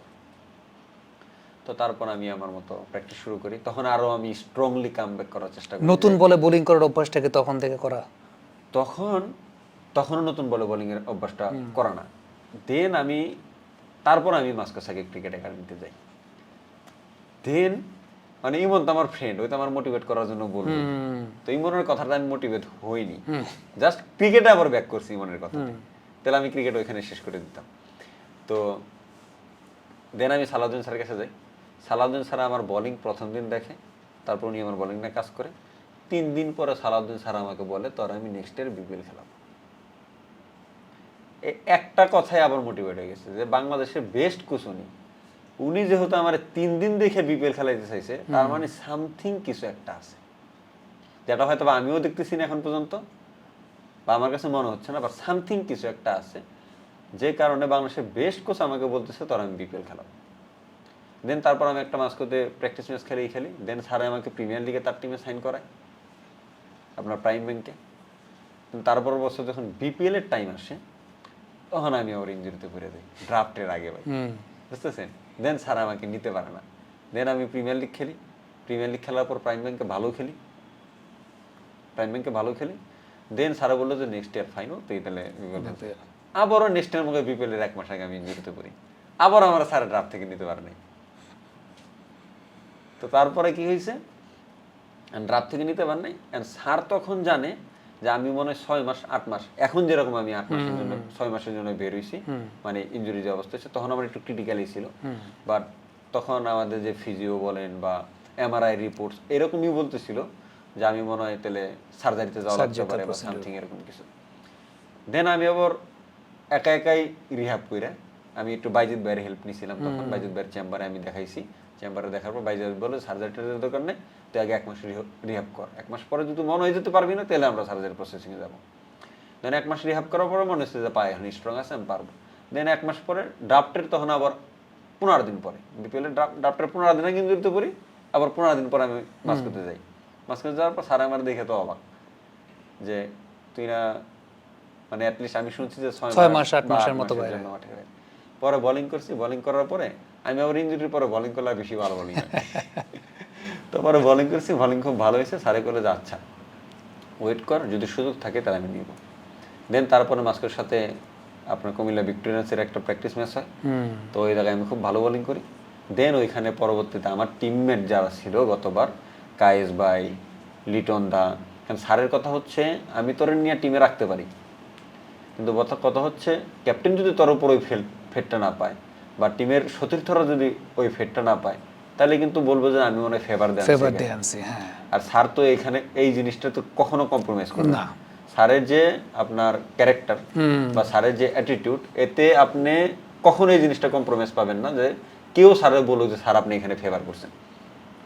তো স্যার এরকম ভাবেই চাচ্ছিল যে টিমমেটরা যেন বলে স্যার আলিসকে নেন, ওদের আমার দরকার, বা মালিক পক্ষ যেন বলে স্যার আলিসকে নেন, ওদের আমার দরকার।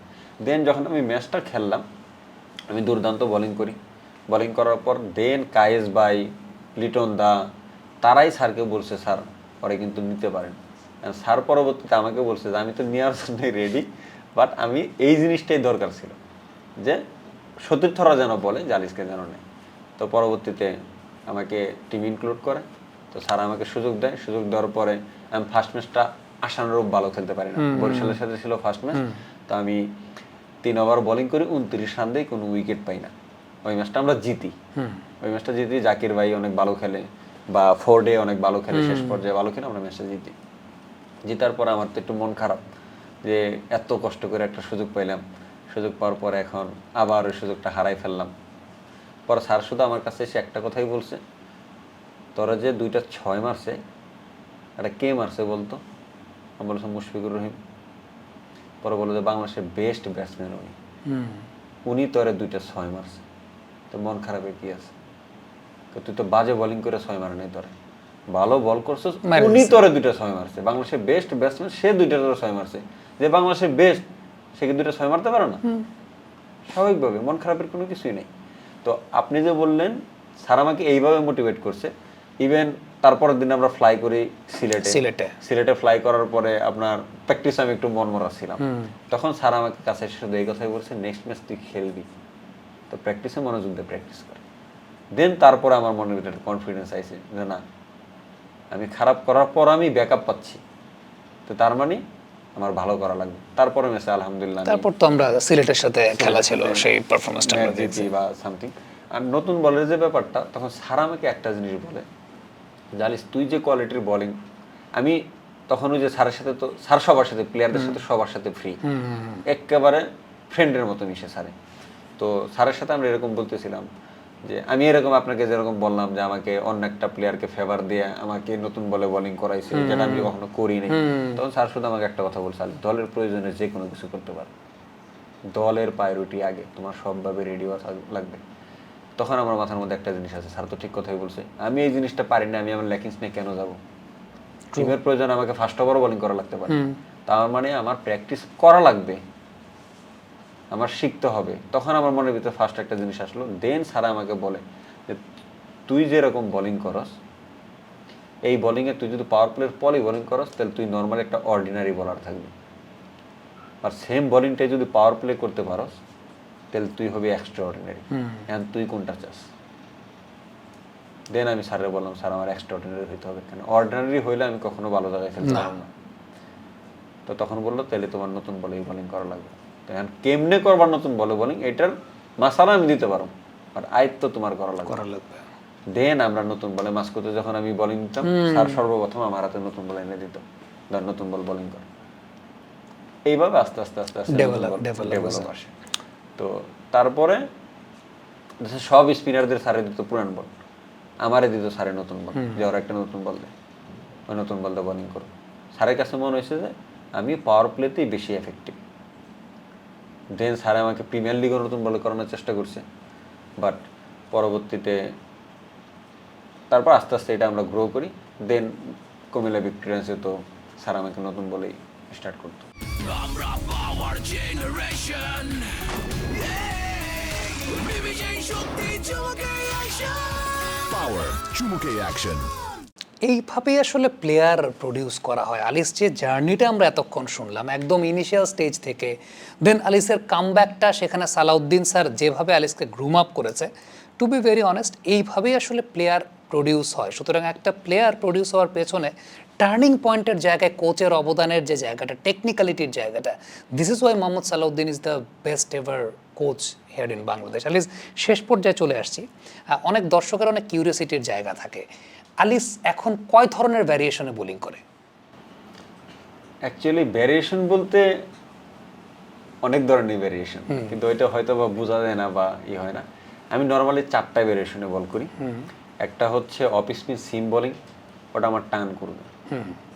একটা হচ্ছে অফ স্পিন ক্রস, ওইটা টার্ন করবে বাট স্লোটা, মানে ইয়াং বাচ্চা যারা আছে ওদেরকে কি একটু দেখানো যায় যে মানে অফ স্পিন সিম বোলিং এর সময় গ্রিপটা কেমন রাখে? হ্যাঁ অবশ্যই, এটা আমাকে অনেকেই বলে যে অ্যাটলিস্ট শেখানোর জন্য। আমি নর্মালি ট্র্যাডিশনাল অফ স্পিনের মতো বোলিং করি না। নর্মালি ট্র্যাডিশনাল অফ স্পিনের গ্রিপটা থাকে এরকম, এরকম থাকে, অনেকে 2 সিমে নেয় বা অনেকে 1 সিমে নেয়, এটা নর্মালি। বাট আমি বোলিংটা করি হচ্ছে, যখন আমি সিম বোলিংটা করি তখন আমি এ অ্যাঙ্গুলে ধরি। হ্যাঁ, থার্ড ফিঙ্গারটা, হ্যাঁ থার্ড ফিঙ্গার দিয়ে এটা এরকম থাকে, 1 ফিঙ্গারে এটা থাকে একটা। এটা হচ্ছে আপনার সিম, এটা সিম যাবে। আর যেটা ক্রস সিমে যাবে ওটা হচ্ছে আমি 2 সিমে ধরি, তখন ক্রস পাবে। এটা হচ্ছে ক্রস সিম অফ স্পিন হবে। আর আরেকটা ব্যাপার হচ্ছে, আমি সিমে ক্যারাম বল করি। সিমে এটাতে আমার টার্ন অ্যান্ড বাউন্স বেশি সিমে। আবার অনেক সময় দেখা যাচ্ছে যে সিম যখন খায়া যায় তখন সেমই থাকে বলটা, তখন আর স্পেশালি যখন পিছনের দিকে, তখন আমি করি হচ্ছে ক্রস সিমে ক্যারাম। তো ক্রস সিমে ক্যারামটাতে পেস বেশি হয়। ক্রস সিম দুইটাতেই পেস আমার বেশি হয় সিমের তুলনায়। বাট সিমের বলটা আপনি এক্সট্রা বাউন্স পাবেন, এক্সট্রা টার্ন পাবেন, এটা আবার বেনিফিট বেশি সিমেরটাতে। তো আমি প্রথম দিকে সিম ক্যারাম করতাম না, এটা আয়ত্ত করাটা অনেক টাফ ছিল। তো এই আইডিয়াটা পাইছি হচ্ছে আমার একটা নেফিউ আছে ইমরান, আচ্ছা, তো ওই আমার মতোই সেম বোলিং করে, বাট ওই এখনো কখনো, আপনি যে কথাটা বললেন না যে এরকম বলারদের কোথাও মূল্যায়ন করে না, আমি হয়তো বা লাকিলি কোনো জায়গায় মূল্যায়ন হয়ে গেছি, বাট ওই কিন্তু খুবই কোয়ালিটিফুল বোলিং করে ইমরান, আমার নেফিউ। আমি ওরা নিজেই শিখাইছি, আমার কাছ থেকে সবকিছু শিখছে, আমার সাথেই প্র্যাকটিস করতো। ওই শিখছে কিভাবে, ধরেন আমি যে বাসায় যে বোলিং করতাম, আমার তো বোলিং যে আমি করতাম, আমার তো প্রতিবার যায় আসা বোলিং করাটা টাফ, ওই আমার পিছন থেকে বলটা দিত আমার নেফিউ। দেন তারপর ওর ক্রিকেটের প্রতি একটা ইন্টারেস্ট আসে, দেন ওরা আমি নিজে থেকে শিখাই, যেহেতু শিখাইছি, ওই সেম আমার মতোই বোলিং করে, বাট ওরা কোথাও মূল্যায়ন দেয় না। আমার একবার সেকেন্ড ডিভিশন ট্রায়ালে নিয়েছি, ওরা এই বোলিং অ্যাকশন বোলিং দেখে কেউ নিতে চায় না। থার্ড ডিভিশনে দিছি, কেউ নিতে চায় না। আপনি যে কথাটা বলছেন যে এরকম যারা কিভাবে হবে একটা ইয়াং প্লেয়ার, এটার একটি উৎকৃষ্ট উদাহরণ হচ্ছে ইমরান। খুবই কোয়ালিটিফুল বোলিং করে, বাট কেউ নেয় না। এখন ওর এজ লেভেলেরও বয়স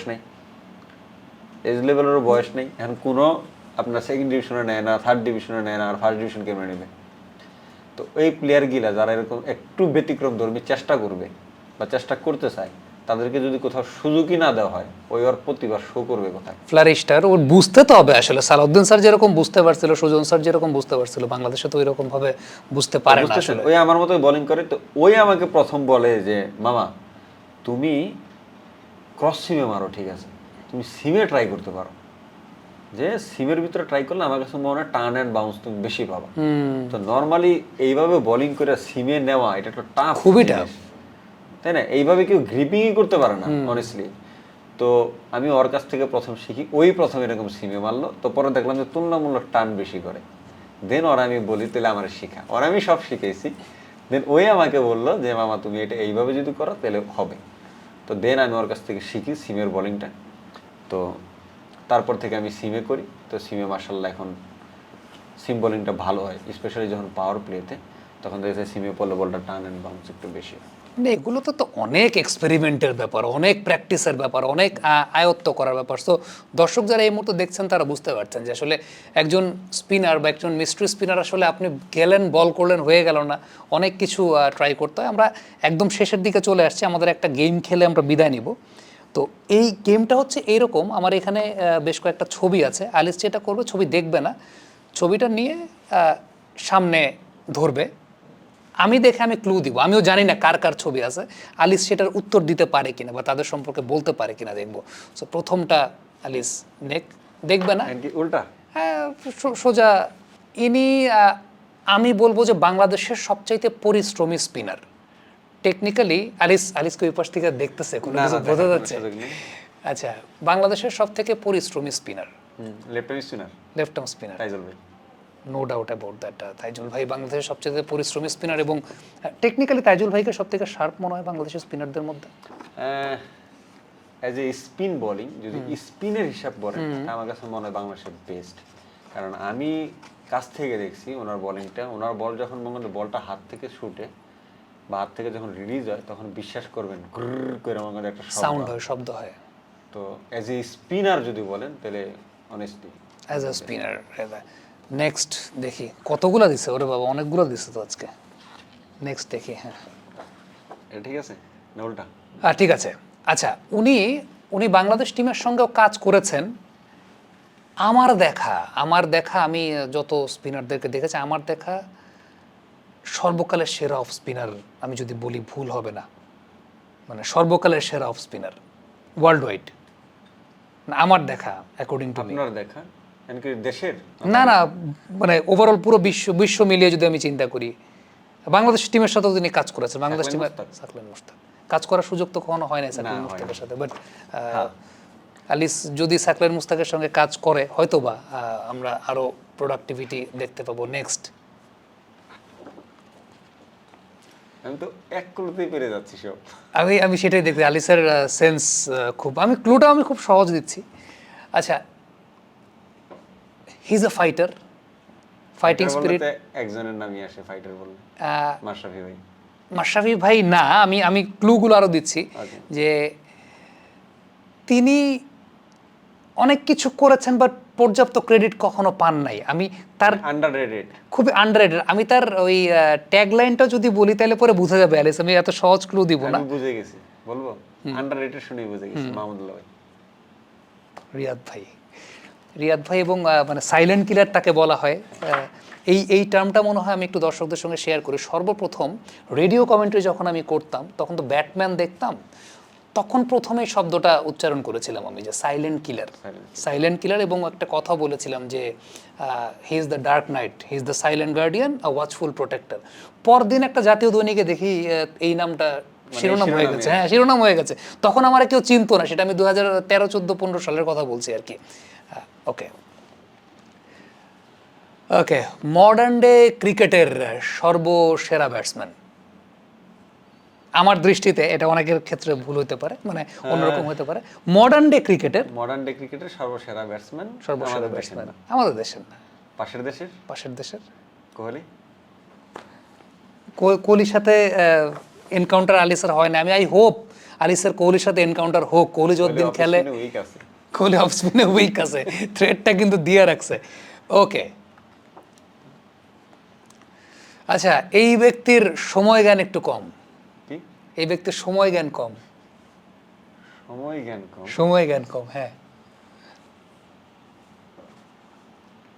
মানে এই যে সময় জ্ঞান যে কম, এই কারণে তাকে টাইম সেন্স টাইম সেন্স কম। আমাদের দেশে না, আমাদের দেশে সবার সময় জ্ঞানটা ভালো, আমাদের দেশের মানুষের সময় জ্ঞান ভালো দেখেই এই ব্যক্তির যে আমার সময় একটা জ্ঞান জিনিস কম মাথায় আসতেছে, হেলমেট ইস্যু আছে কোনো? আছে। ম্যাথিস এই ব্যক্তির, যাই হোক, এটা নিয়ে অনেক কথা আছে, অফ দ্য রেকর্ডে বলবো। আমি একটা ছবি এক্সপেক্ট সময় জ্ঞান ধরতে পারতেছিলাম না। আমি একটা ছবি এক্সপেক্ট করতেছি। আচ্ছা, এই ছবিটা আমি পাইছি মনে, আলিস ধরুক, দর্শকরা একটু দেখুক। ওকে, আমি এটা কি ক্লু দিব? আচ্ছা, ওনার সাথে আলিসের খুব সৌহার্দ্যপূর্ণ সম্পর্ক।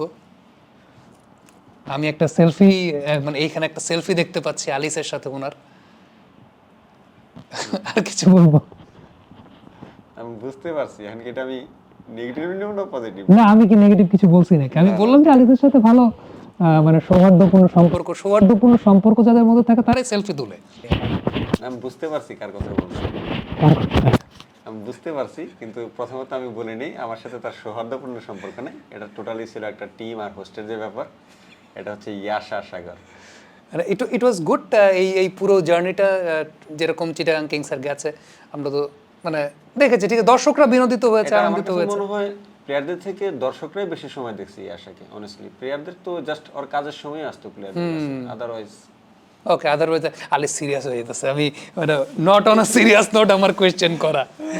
এনিওয়েজ, নেক্সট আর দুইটা সব পেরে যাচ্ছে, আপনি ক্লুগুলো সহজ দিচ্ছেন না, আমি কিন্তু মানে ক্লুতেও আমি হেল্প করতেছি, আমি খুব ভালো হোস্ট যে গেস্টকে হেল্প করতে। ওকে, নেক্সট। ইয়াশাটা টাফ ছিল, বাট আপনি হেসে দিয়েছেন দেখে আমি বুঝতে পারছি। আচ্ছা, তার কাভার ড্রাইভ খুব সুন্দর, তার কাভার ড্রাইভ খুব সুন্দর। তিনি ব্যাকফুট কাভার ড্রাইভ খুব ভালো খেলেন। তাকেও মডার্ন ডে ক্রিকেটের গ্রেট বলা হয়। কাভার ড্রাইভ সুন্দর, ব্যাকফুট কাভার ড্রাইভটা ভালো খেলেন।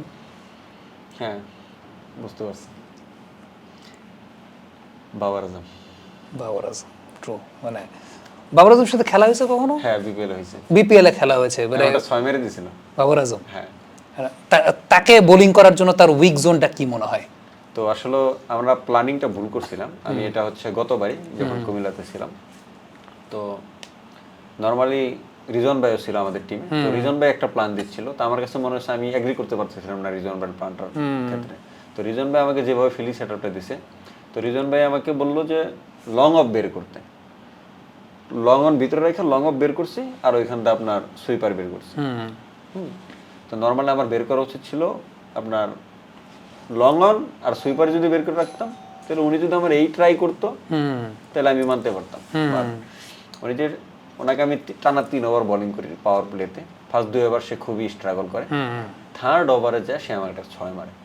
বাট ওটা যদি আমার লং অনের ফিল্ডারটা বাইরে থাকতো তাহলে ওটা ক্যাচ হইত। তো তখন আমার মাথায় আসছে যে না, ফিল্ড পজিশন ভুল ছিল। বাট ওভারঅল ওনাকে আমি 3 ওভার বোলিং করছি, 3 ওভারের পর উনি আমাকে একটা 6 মারছে। আমি বলবো যে প্ল্যানিং এর দিক দিয়ে ঠিকই আছে। বাবরের ডিস্টার্বিং জোন কোনটা মনে হয়? মানে সামনে তো বাংলাদেশেরও খেলা আছে পাকিস্তানের সাথে, কোন জোনে বল করলে বাবরকে ডিস্টার্ব করা যায়? না, নর্মালি বাবর এমন একটা প্লেয়ার, এর বেসিক খুবই স্ট্রং। তো এরকম জিনিসটা না, কিছু কিছু ব্যাটসম্যানের আসতে গেছে ওই জায়গায় বল পড়লেই উনি একটু নার্ভাসনেস ফিল করে। বাবরের আসলে এরকম ফিলটা আমি এখনো পাইনি, স্পেশালি স্পিনের ক্ষেত্রে। বাবর স্পিন কিন্তু অনেক ভালো, অনেক ভালো খেলে। পেস বলে হয়তো বা অফ সাইডে কাভার ড্রাইভ, ব্যাকফুট এগুলো অনেক ভালো খেলে, বা ফ্লিকটাও কিন্তু ভালো খেলে রিসেন্টলি পেস বলে। এবার স্পিনে কিন্তু ওর ফুট মুভমেন্ট এভরিথিং, ইভেন সুইপও ভালো খেলে, শর্ট সুইপও ভালো খেলে। যেখানে আপনি ফিল্ডার রাখবেন না ওইখানেই খেলার ট্রাই করবেন। এমন না যে অনেক ব্যাটসম্যান আছে যে আপনার যেখানে ফিল্ডার রাখছেন ওইখানেই ট্রাই করে, ওইখানে ট্রাই করে না। ওই ট্রাই করে হচ্ছে যেখানে ফিল্ডার নাই সেইখানে ট্রাই করে, ওইখানে ট্রাই করে। আপনি যখন মনে করেন যে ধরেন সুইপার রাখবেন, আপনি যদি মিড উইকেট বাইর করে রাখেন তাহলে স্কলের উপর দিয়ে ট্রাই করবে। স্কল লেগে আপনি বাইর করে রাখলেন, তখন ওই মিড উইকেটের উপরে ট্রাই করবে। তো এইসব ব্যাটসম্যানদের বোলিং করাটা একটু ডিফিকাল্ট, স্পেশালি স্পিনের ক্ষেত্রে। আর পাওয়ার প্লে তো আরও ডিফিকাল্ট, আমাদের 2টা ফিল্ডার আপনি পাচ্ছেন। তো আসলে উইজডেনের কিছু নাই, ওরা হচ্ছে যত দূর পর্যন্ত ওরা ওই নর্মালি ন্যাচারালি স্লো খেলে, নর্মাল ন্যাচারালি খেলাটাই হচ্ছে স্লো খেলে। তো পাওয়ার প্লেতে যদি স্লোই খেলতে থাকে তোরা ওইভাবেই করে দেওয়া উচিত, বাট ওরা যদি এক্সট্রা কিছু ট্রাই করতে চায় মেরে দেবে। বরং আরো হিতে বিপরীত হবে। হিতে বিপরীত। ওকে, লাস্ট। ওকে, আমি যদ্দূর জানি আলিসের সতীর্থ ছিল কি ছিল না সেটা মনে নাই, বাট তাকে যদি বলি গত 10 বছরে বাংলাদেশ ক্রিকেটের সবচাইতে ন্যাচারাল ক্রিকেটার, মানে যার যেটা কি বলবো প্রকৃতি প্রদত্তভাবেই যে খুব ফ্লারিশ করেছে গত 10 বছরে, এবং সাকিব আল হাসান বাদে ওয়ার্ল্ড ওয়াইড তার রেকগনিশনটা খুব হাই বাংলাদেশ ক্রিকেটে। এটা তো একটু ডিফিকাল্ট হয়ে গেল। আমি সহজ ক্লু দিলে ন্যাচারাল প্লেয়ার বলেন তাহলে আমার শুধু একজনের কথাই মাথায় আসে, ন্যাচারাল মানে এটা ধরেন আপনি র ট্যালেন্ট বা ন্যাচারাল বলতে তাহলে শুধু নাসির ভাইয়ের কথাটাই আমার মাথায় আসে honestly. Okay, Nasir Hossain, but এখানে কি আছে আমি জানি না, কিন্তু সবাই বলে নাসির ভাই ন্যাচারাল। এখানে একজন বোলার আছে, যার আমি তো বললাম যে সাকিব আল হাসান বাদে তার ফ্লারিশমেন্টটা ইন্টারন্যাশনালি গ্লোবালি সবাই খুব হাইলি রেট করে, বা মানে তার একটা নামও আছে, পেস বোলার। পেস বোলার হলে তো বাংলাদেশে একজনই, তাসকিন ভাই আমার কাছে মনে হয়। তাসকিন রিসেন্ট টাইমসে গত 2 বছরে তাসকিনের একটাই, আমি লাস্ট 10 বছরের কথা বলছি, 10 বছর কন্টিনিউয়াসলি মানে সাকিব আল হাসানের পর সবচাইতে বড় ওয়ার্ল্ড ওয়াইড গ্লোবালি তার একটা রেকগনিশন ছিল। Sorry, I am extremely sorry. Fizz ভাই Mustafiz most favourite in Bangladesh team honestly. আমার সাথে ফিজ ভাইয়ের খুবই ভালো সম্পর্ক, আর আমার সবচেয়ে ফেভারিট ফিজ ভাই। সরি ফিজ ভাই। কখনো কি মনে হয় যে মোস্তাফিজ যেরকম পেস বোলার, আলিস সেরকম স্পিনার, মানে দুজনের মধ্যে সিমিলারিটি তো আছে, দুজনেই ব্যতিক্রম? আমি যেটা ব্যক্তিগতভাবে বিলিভ করি, এটা আমার বিশ্বাস, তা আমার বিশ্বাসের সাথে অনেকে এগ্রি নাও করতে পারে। ফিজ ভাই ম্যাচ উইনার, সে এরকম না যে প্রতিদিন আপনার ভালো খেলে দেবে, না, সে যেদিন খেলে দেবে আপনাকে ম্যাচ জিতে দেবে। তো ফিজ ভাই ম্যাচ উইনার। ইভেন কি আপনি এটা লক্ষ্য করবেন, ফিজ ভাই যেদিন খেলে একলা খেলে দেয়। ইভেন আমি সালাউদ্দিন স্যারে জিজ্ঞেস করছিলাম যে স্যার আপনি ফিজ ভাইকে প্রতি বছর কেন রিটেন করেন কমিটিতে? আমি আর সালাউদ্দিন স্যার সবার সাথে ফ্রি, তো স্যারের আমরা এরকম প্রশ্ন করি, তো স্যারে কি বলে, কয় তুই খেয়াল করে দেখবি ফিজ প্রতি ম্যাচে ভালো খেলেন না, কিন্তু আমার 3টা থেকে 4টা ম্যাচ একা জিতে কুমিল্লাতে। তা আমার তো ওই রকম একটা প্লেয়ার লাগবে যে 12টা ম্যাচ খেলে 3টা ম্যাচ জিতে দিছে, আমার ম্যাচ উইনার লাগবে। তো ফিজ ভাই হচ্ছে ম্যাচ উইনার। আর আমিও ব্যক্তিগতভাবে ফিল করি যে আমিও যেদিন খেলি আমি ম্যাচ জিতে দিই। আমিও নিজেকে আমি ভাবি আর কি যে আমি চেষ্টা করি ওরকম হওয়ার জন্য, যে ম্যাচ উইনার হওয়ার জন্য। হয়তো বা ফিজ ভাইয়ের কোয়ালিটি বা ওই পর্যন্ত আমি রিস্ক করতে পারবো কিনা আই ডোন্ট নো, বাট আমি চেষ্টা করি যে ম্যাচ উইনার হওয়ার জন্য। যেদিন আমি খেলবো ওই দিন আমি ম্যাচ জিতে দেবো। না, আলিসের সামনে একটা লম্বা পথ, ইনজুরি, সেটা তো এখন মহান আল্লাহ রাব্বুল আলমিনের হাতে যে রিকভারিটা কেমন কি হবে, but we hope for the best Aliss Al Islam. যে বারবার ডিলে হচ্ছে, এখন কোনো কিছু যখন ডিলে হয়, হোপ একদম চূড়ান্তভাবে আল্লাহ ভালো কিছু লিখে রাখছে, যে কারণে আসলে ডিলে হয়। বাট মেন্টালি তো নিশ্চয়ই আলিস মোটিভেটেড থাকবে। না অবশ্যই মেন্টালি, এখানে তো হারানোর কোনো কিছুই নাই। এখানে আমি তো প্রথমেই একটা কথা বলছি, যখন ইনজুরিতে থাকে তখন হয়তো বা ফিজিক্যালি আমি যদি মনে মাঠে ইনভলভ নাও থাকতে পারি, মেন্টালি কিন্তু অনেকটাই ইনভলভ থাকতে পারবো। তো ক্রিকেট কিন্তু আপনারাই বলেন যারা অ্যানালাইসিস করে যে আসলে ক্রিকেট হচ্ছে 70% মেন্টাল গেম, 30% আপনার ফিজিক্যাল গেম, বায়োমেকানিক্যাল বা ফিজিক্যাল। তো ব্যাপারটা হচ্ছে আমি যদি এই 6 মাস বা 7 মাস মেন্টালি নিজেকে প্রিপেয়ার করতে পারি, তাহলে আমি হয়তো বা আরও বেটার কিছু হয়ে আসতে পারবো, এটা আমার বিশ্বাস। তো হোপফুলি আমিও আমার জন্য চেষ্টা করব, আর সবাই যেন আমার জন্য দোয়া করে যেন আমি খুব তাড়াতাড়ি মাঠে ফিরতে পারি, মেন্টালি অ্যান্ড ফিজিক্যালি স্ট্রং হয়। ইনশাআল্লাহ আলিস, থ্যাংক ইউ ভেরি মাচ আজকে আমাদেরকে সময় দেওয়ার জন্য। একটা লম্বা ডিসকাশন, আমার মনে হয় আরও অনেক টপিকও পড়েছিল আমাদের, but when we talk together আমাদের টপিক আসলে শেষ হয় না। Thank you so much Aliss. Thank you আমাকে এখানে ইনভাইট করার জন্য। আর আমি তো সবসময় স্বাচ্ছন্দ্য বোধ করি আপনার সাথে অনেস্টলি। আর অন ফিল্ডের জন্য শুভকামনা রইল, এটা অনেক দূর আগাক ইনশাআল্লাহ। It's our pleasure. Aliss Al Islam আজকে আমাদের power presents talk of the টাউনে ছিলেন।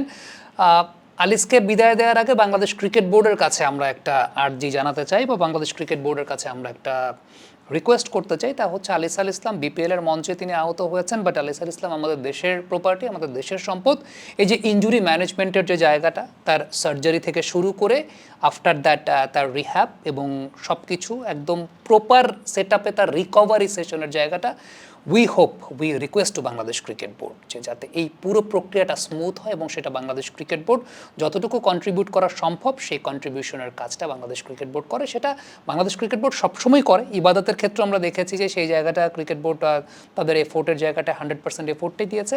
আলিস আল ইসলাম আমাদের দেশের আরও একজন ক্রিকেটিং ওয়েলথ, তার ক্ষেত্রে বাংলাদেশ ক্রিকেট বোর্ড এভাবেই সচেষ্ট থাকবে, সচেষ্ট হবে সেই প্রত্যাশা করে power presents talk of the town থেকে বিদায় নিচ্ছি। থ্যাংক ইউ ভেরি মাচ আমাদেরকে সময় দেওয়ার জন্য।